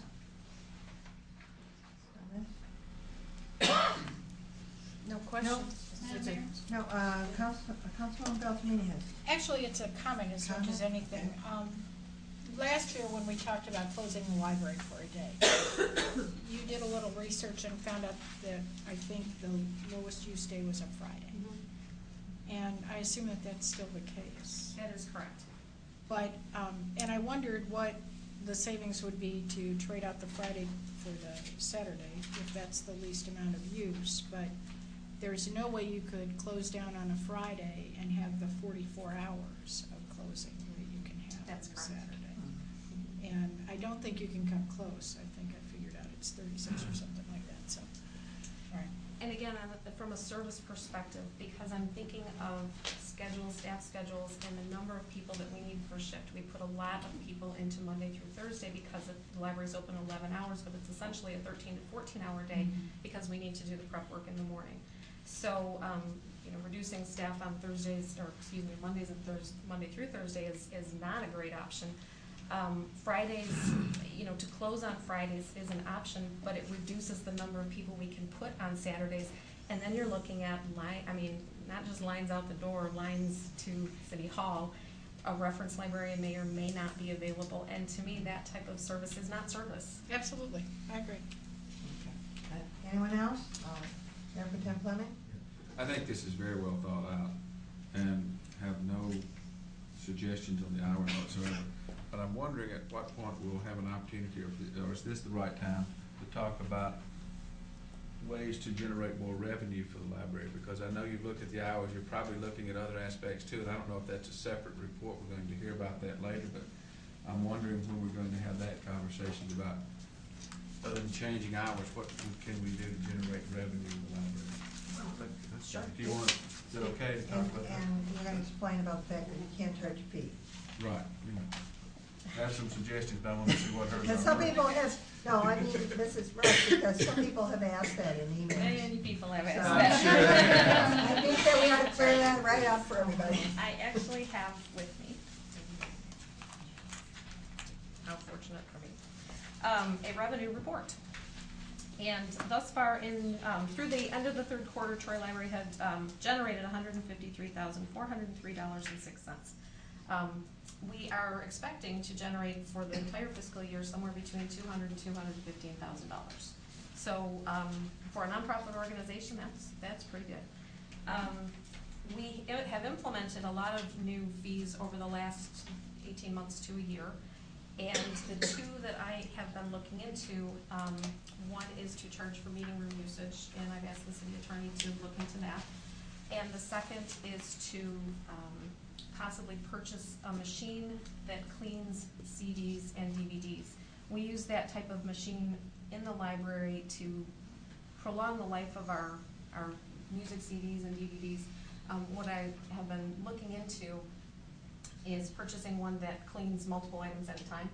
And we could, some other libraries do that, and we could put a volunteer to work cleaning the CDs and charge the public if they want us to clean their CDs and DVDs.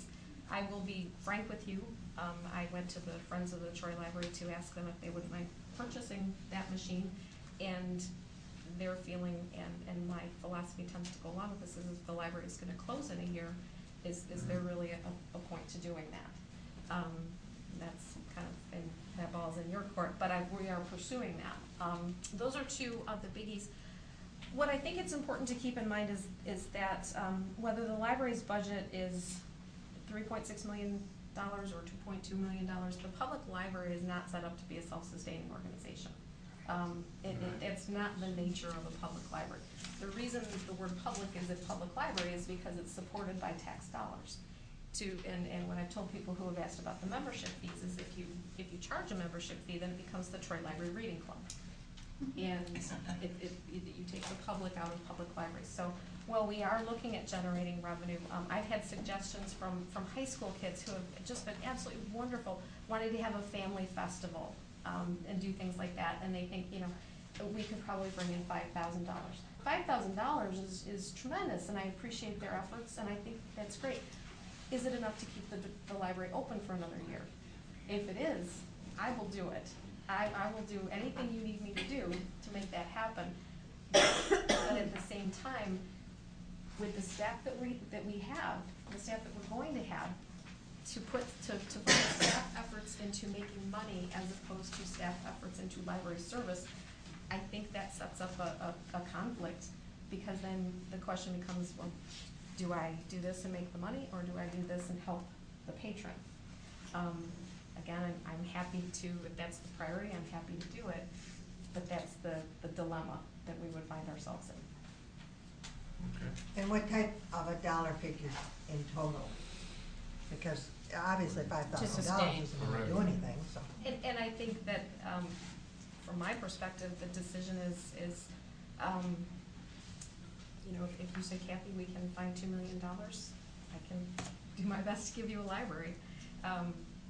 You know, and I think, you know, state aid guidelines have to be taken into consideration, but hopefully there's something that could be worked out with that, because my feeling is it's better to have a library than no library at all, you know, regardless of the state aid guidelines. But that's not my decision. Others that have questions or comments? Madam Pro Tem Coleman, you had another one? Follow up? Someone else had. No, you can go first. I'm Go trying ahead. to formulate my Okay, question. okay. Well, I think we all want to keep the library open, that goes, I think that's, anyone on the council wants to do that. But other revenue generators, you haven't come up with any other ideas, I'm sure you had a lot of discussions. We receive emails every day on the library, and some of them are far-fetched. And one, for example, that I've received is put in parking meters. Put in parking meters. I don't know if that's feasible or not, but put in parking meters at the library. If you're gonna go there and you're gonna stay all day, pay to play. I mean, I go to universities and I plug the meter to park, you know, penny a minute. Just a suggestion. I don't know what the cost of parking meters are, but I know we'll always have a full parking lot. People might get in and get their business done and get out if they were paying and make room for somebody else. I don't know, and get better turnover, because I know there are people that drive through the parking lot and can't find a place to park, and they go on. Why? It's free. They may park there, leave their car, and go somewhere else. I don't know. But if that's the case, that's a source of revenue. Just one source. And I didn't come up with that idea. Some citizen or some person at the library did that. But I'm sure there are other ideas as well. But we have to think outside the box. What are we going to do to keep this library open? Reducing the hours are great, but what else can we do? That's just one suggestion. The other thing I noticed that I believe in the capital budget we had $400,000 or thereabout for books, etc. if we were thinking about closing the library, we wouldn't be spending $400,000 on books. So we might want to take and reconsider reallocating some of that capital, $400,000, for operating expenses. You know, I know you want to be the latest state of the art and so forth, but maybe this is not the time to spend $400,000 on books. Last year, if I'm not mistaken, we spent about $700,000. We've had that discussion, Kathy, do you wanna explain Okay, about the okay. 400,000, why we need that in there? Okay, so. Well, Ready to do that. let me give you an analogy if you don't mind. You go to Kroger for groceries. We're If fresh. Kroger didn't have groceries, you wouldn't go. Mhm. If the library doesn't have books, nobody goes. If nobody goes, you don't need a library. You don't have books? Well, the $400,000 is to purchase books for the library's collection. So if you like to read the latest John Grisham book, Yes. and we would use that $400,000 or, $25 of it to purchase the latest John Grisham book. If we don't have that, then you hear the old line, I would go to the library, but they never have what I want. We try really, really, really, really hard not to be that library. We don't want to be the library that never has what people want. Now, with this budget reduction, because the collection budget is going from $775,000 down to $425,000. So we are gonna have to be extremely careful how we spend our money. We are always careful how we spend our money, but even more so. The collection's going to have to focus on primarily, to my way of thinking, the popular materials, the John Grisham books, the DVDs, the books on CD and so forth, and less on probably a lot of the nonfiction book, some of the specialized materials that we get, databases, magazines, and so forth. But that $425,000 is the library's bread and butter, so to speak. That's our grocery money. So we're not giving people, 3-week-old bread. We're giving them the current material. Does that answer your question? Yeah, I was just thinking, what if you gotta make a decision whether to buy all new books or a lot of new books or keep the thing open, there might be some trade-offs there. I know you've already cut out like $300,000 of what we had last year, $700,000. Just a suggestion. But I mean, I'm open for others, and I'm sure we're gonna get a lot of them to keep the library we already have, but we really have to be thinking innovative ways.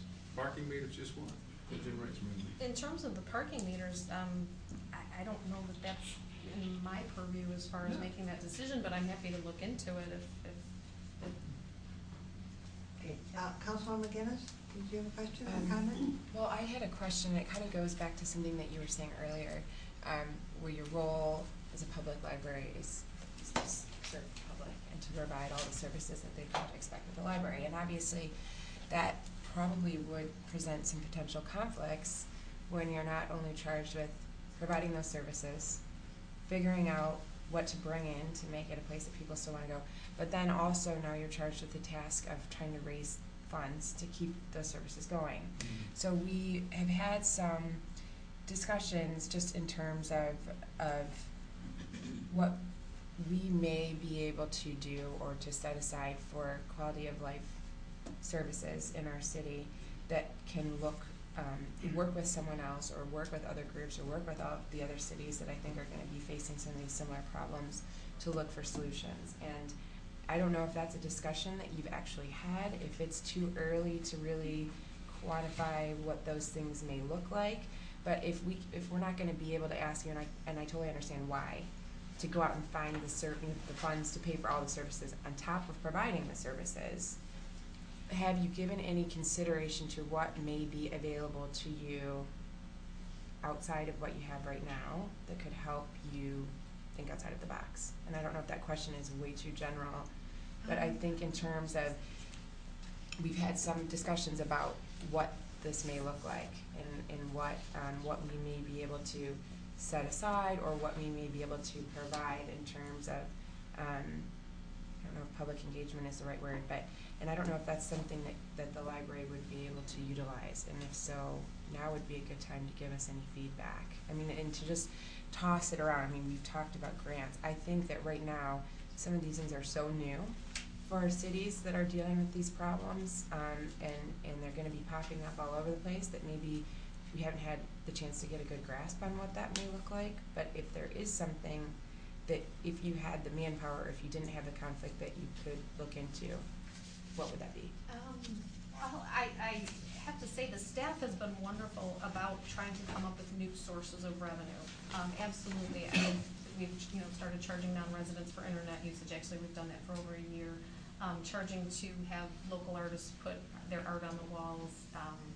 We've always charged for printouts, fines, fees, that kind of thing. So we really are open to generating revenue. The two things that I'm finding is that we are limited in some of our services. For example, the CD, cleaning the CDs.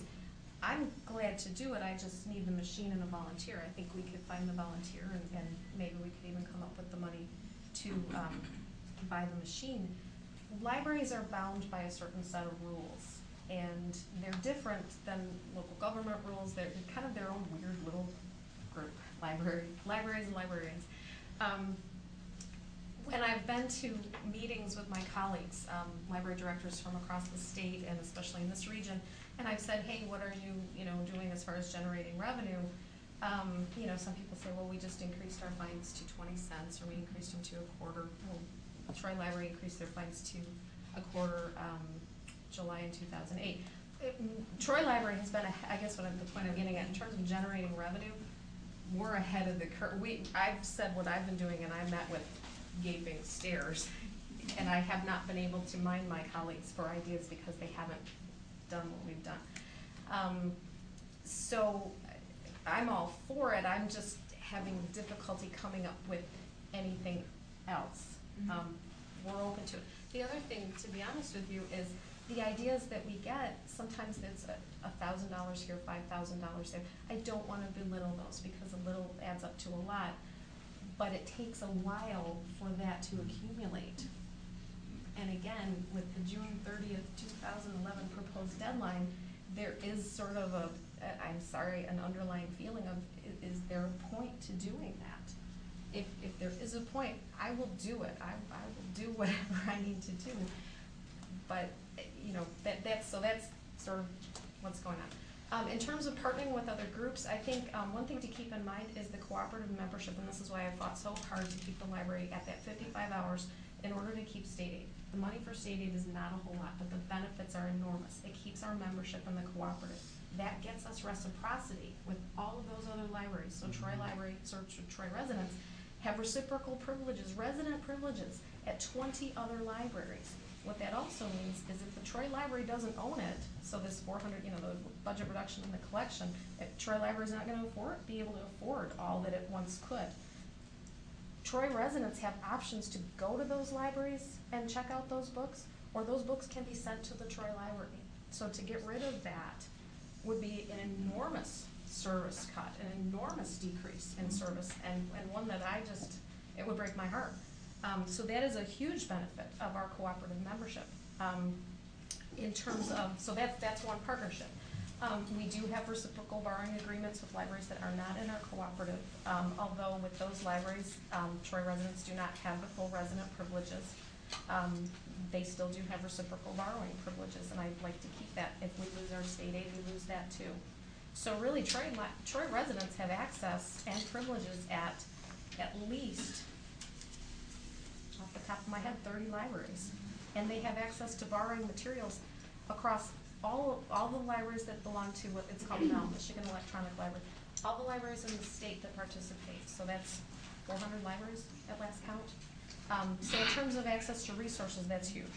In terms of partnering to share expenses,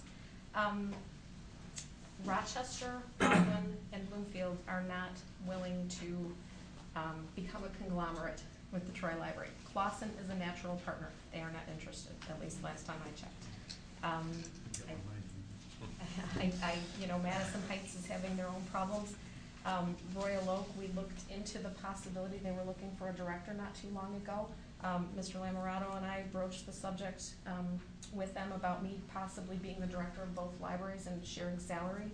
They were interested, but the state librarian who handles the state aid rules said, well, Kathy Russ, if you want to work 70 hours a week, 35 at Troy and 35 at Royal Oak, we can do that. And unfortunately, I'm not at the point in my career where I'm prepared to do that.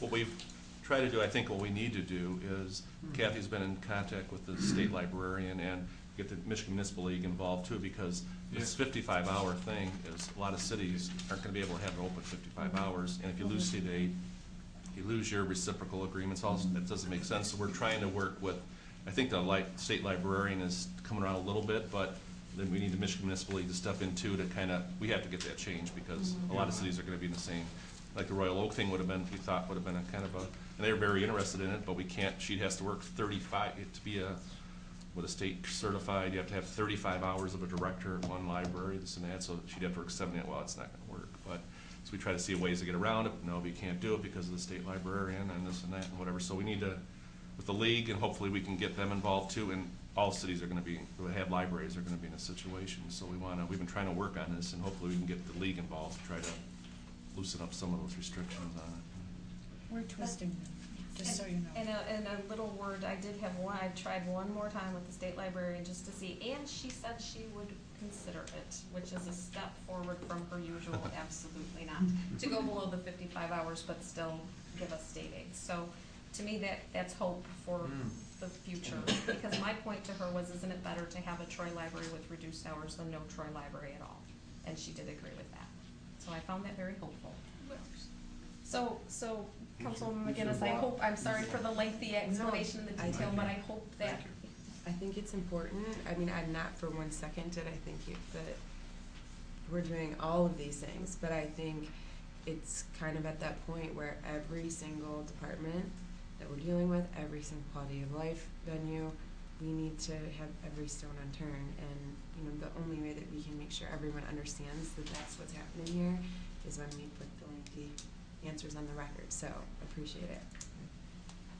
And my concern with all this is that there have been ideas that have been generated that are revenue generators, suggestions been made, but in my mind it's cents, it's not dollars, because you have to come up with, what is it? How many million for the library for a year, John? Over 2 million. Pardon? A little over 2 million. Over 2 million. And At so, reduced hours. at reduced hours, even at 2 million. So that's my concern, is that it's not that we are not hearing ideas from people. We are hearing different ideas and suggestions, and there might be suggestions of things to do with other libraries, but does it equate to $2 million? And that's my concern. The other thing people have been questioning is why are some libraries not suggesting closing, and they are libraries that have a separate dedicated millage and a separate library board, and also some communities that have can raise their millage without going for a vote. We don't have either of those options at this point. I have a question for Kathy, but Yes. Kathy, if you know this, I think you do. Given the number of full-time employees that we have in the library, and given the number of visitors that we have every year, how does that compare to similar libraries in the state? Well, John, I happen to have a little chart. I thought so. Okay, well, currently, Troy Library has 13 full-time employees. The Baldwin Library in Birmingham has 22. The Bloomfield Library has 21. Clawson has 2, Madison Heights has 4. Rochester Hills has 27. Royal Oak has 12, Sterling Heights has 20, and I will throw in, because this is a statistic that interests me very much, their circulation is 1/2 of what Troy Library's is. They do about $750,000 a year. Troy With Library more does full-time employees. with 20 Okay. full-time employees. Southfield Public Library has 30 full-time employees. They do $700,000 per year. Troy Library has 13, as I mentioned. Warren has 16. So, looking at my chart, only Clawson, Madison Heights, and Royal Oak has fewer full-time employees than the Troy Library. And much less circulation. And much less circulation, and then of course we're next year going down to 6 full-time employees. The reason I had asked that question, I knew the answer, is that I never in my career thought that being well-run and efficient and effective would be a double-edged sword, and it turned out to be, because by any metric, any department is a very well-run department. So that when times get bad, if you're fat, you can do some cutting and still be, be forced essentially to become effective. But when you have a culture of professionalism, which is what we've had for decades, and you're limited not only to a reduced revenue this year, but essentially a declining revenue line for the next several years, one that won't match where we were in 2006 for about 20 years, it really becomes almost impossible to maintain a good level of service when you're efficient to begin with. And I know we've Councilor Curran? talked about, you could do it for $2 million, but currently, with the staff you have, it's well over. So that's really what we're talking about, is the sustainability, and that takes a steady revenue stream. And I think it's great that there are people who are interested, and they would do anything, but we did put it to the people. Our the public library did not respond positively, and that's where we are. So this library is outstanding. There's absolutely, everything that you've done is fabulous. The 55 hours is less, but you'll have, I know, more and more people there. I also wanted to kind of say a hats off to Friends, because of the Friends of the Troy Public Library, who do so much to raise money, and the wonderful investment they are making into the jobs program, which is just great. So on the other side of it, we've had children's programs and arts and all of that. On the other side, we have all those folks who are in there from the moment it opens until the moment it closes, actively seeking employment through the resources that they have at our library and through your system. And because of your wonderful librarians who are able to guide them along those paths. So hats off to the Friends, to you and your service. Sorry that this is the outlook that we have. As you know, it's not 1 year, it's not 2 years. It's just that long, steady decline for the next 10 years that makes it so hard to say, how could we come up with 2 times 10, $20 million when we're cutting everything? Other questions or comments? Anybody have one?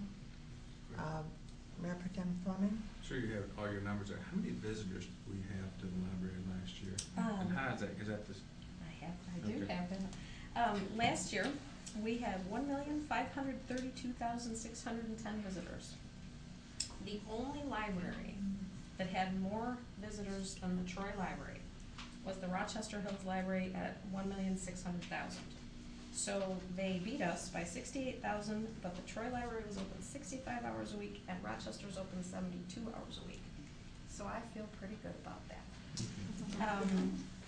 Just to give you an idea, Troy and Rochester are the only 2 libraries from that list that I read to you that have circulations that are over 1 million. Everybody else is under 1 million. So Bloomfield, which you've heard about, their budget for last year was 6.2 million. Their circulation was 821,000. They have a smaller community, smaller population, but that's their budget and that's their circulation. Again, 21 full-time employees and 90 part-time employees. So I think Troy Library definitely holds its own with its neighbors and is a lean organization compared to the budgets that a lot of these libraries have too. Anybody else? Okay, thanks. Thank you. Thank you. Thank you. Oh, Kathy, when do you want to start? We'll start notifying the public of our reduced hours effective July 1st, based on our conversation. Can I mention really quickly our job seeker program, 6 of 32 people have already found jobs. Oh, good. Go Friends. Very good. Good. Okay. Good job. Where do we go from here, John? Lorraine Campbell, please, in the museum. Attachment, I thought it's 6. 7. 7. Okay. Carol. I'm sorry. I'll keep it in the same division. I was gonna say, if you want Carol. No. Well, I want Carol, but we'll stay library and museum. Kathy began by telling you what her budget was and what was being cut. It is easier for me to tell you what is still going to be included in a budget for 2010-11. Basically, we're reducing our budget by $273,000. That excludes everything but my salary for 1 year, 1,000 hours of part-time support, utilities, security, 2 computers, support from building operations for the 10 buildings, and $5,500 total for supplies. So, with that, we looked at 3 areas to determine what kind of public hours of operation we could provide. Mr. Lamarato, Mr. Zerlag, and I agree that for safety reasons, for the public as well as staff, it's important to have 2 paid staff on site when you have public hours of operation. So that's one limiting factor. Second, our custodial service is being reduced to a couple times a week. And one of my concerns is providing our patrons with a safe and clean environment when they come. It also, we have a responsibility to the resources that we have in the village. If you have people coming and you don't have any custodial service, you deteriorate the resources. So that is a concern. The third thing that we looked at is our peak visitor time. The museum sees, obviously during the school year, the weekdays are our prime visitation days because of the school kid population. But even during the summer, we still see higher numbers coming Tuesday, Wednesday, and Thursdays than any days of the week. We get weekend peaks in visitation when we have major public events, but we have no budget for those events. So that's a moot point. Therefore, what I would recommend and ask is that our public hours of operation be reduced to 3 days a week, Tuesday, Wednesday, and Thursday, from 10 a.m. until 3 p.m. It respects when we normally are busiest. It also allows one other opportunity for us. The Historical Society, who has always been our support organization, like the Friends have supported the Troy Library, are willing to explore with us an opportunity to expand the support they provide to public programs and extend that to our school group education programs.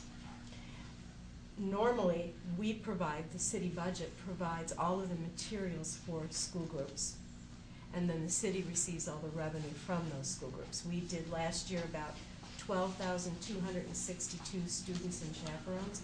That brings in about $68,000 in revenue. If the society takes over that program, if they provide the materials and could retain a couple of interpreters by contract, they might be able to support a limited school group program for 3 days a week. We would also explore outreach programs to the schools during the winter time. We're very aware that school group revenue everywhere is going down as schools are less able to provide transportation to go on field trips. The field trip fee isn't nearly as much a problem for them as buses. And with the new seatbelt law that requires children under the age of 7 to be in a child restraint system, using private cars becomes an issue also. So school districts throw up their hands and say, we just can't go. We've had more Troy schools this year call and cancel school field trips than any other district because they realize the busing costs. So we would explore an outreach, but my goal would be to maintain that relationship with the schools. Why, if we're going to close in a year? As I told you at council last time, at the end of your meeting, we are looking at opportunities to privatize the museum, to develop a new organizational structure and funding model for it. I can't promise you that we can be successful. We have been talking to a lot of different groups, a lot of different ideas, some creative ideas for developing other funding opportunities, other partnerships and strategic alliances. But frankly, doing that kind of work takes time. And we basically have, the clock is ticking. We have 14 months. We realize that this facility is not a high priority with the city. However, we think it provides a terrific service. So my personal feeling is it's worth an investment of time and effort into this year and to look at this year as a potential transition. We can make a decision mid-year with city administration if we have a feasible funding model, if we can develop a workable organizational structure. If we can't, I'll be the first one to be honest and say we tried, but I believe it's at least worth an effort. So the schedule of public hours of operation also takes in mind some time to put towards those efforts. The one other thing that's in the request is to reduce or restrict facilities rentals to the approved public hours of operation. And the big one is weddings. Obviously, we advertised because we were hoping that the millage would be approved. We have had requests for weddings, but when we look at the value that comes in, the number of dollars, maybe if we've got really lucky, $5,000–6,000 in revenue from weddings this summer, the time spent looking at a permanent organizational structure that could sustain the museum, to use your words, longer or permanently is a much better investment of time for this year. We could always go back to offering those services later, but this year we need to focus on the critical question: is there another way to run this museum and to keep it sustainable? I'll answer any questions. Questions? Mrs. Campbell? Yes. Councilor Kerwin? You know, summers and Sundays, all of your years and years of concert. I'm wondering, will the museum grounds be available to people on Sundays? No, ma'am. Like a park? The other problem with the concerts, the funding for the concerts was sort of a three-part deal. We could get a third from the Michigan Council for the Humanities, a third from the Historical Society, and a third from my budget. I don't have a budget. The Historical Society would be looking at focusing their attention again on an organizational structure. And I don't have, if I put my time into being there on a Sunday, again, it takes away from trying to develop that organizational structure that would sustain. Thank you for clarifying that. I saw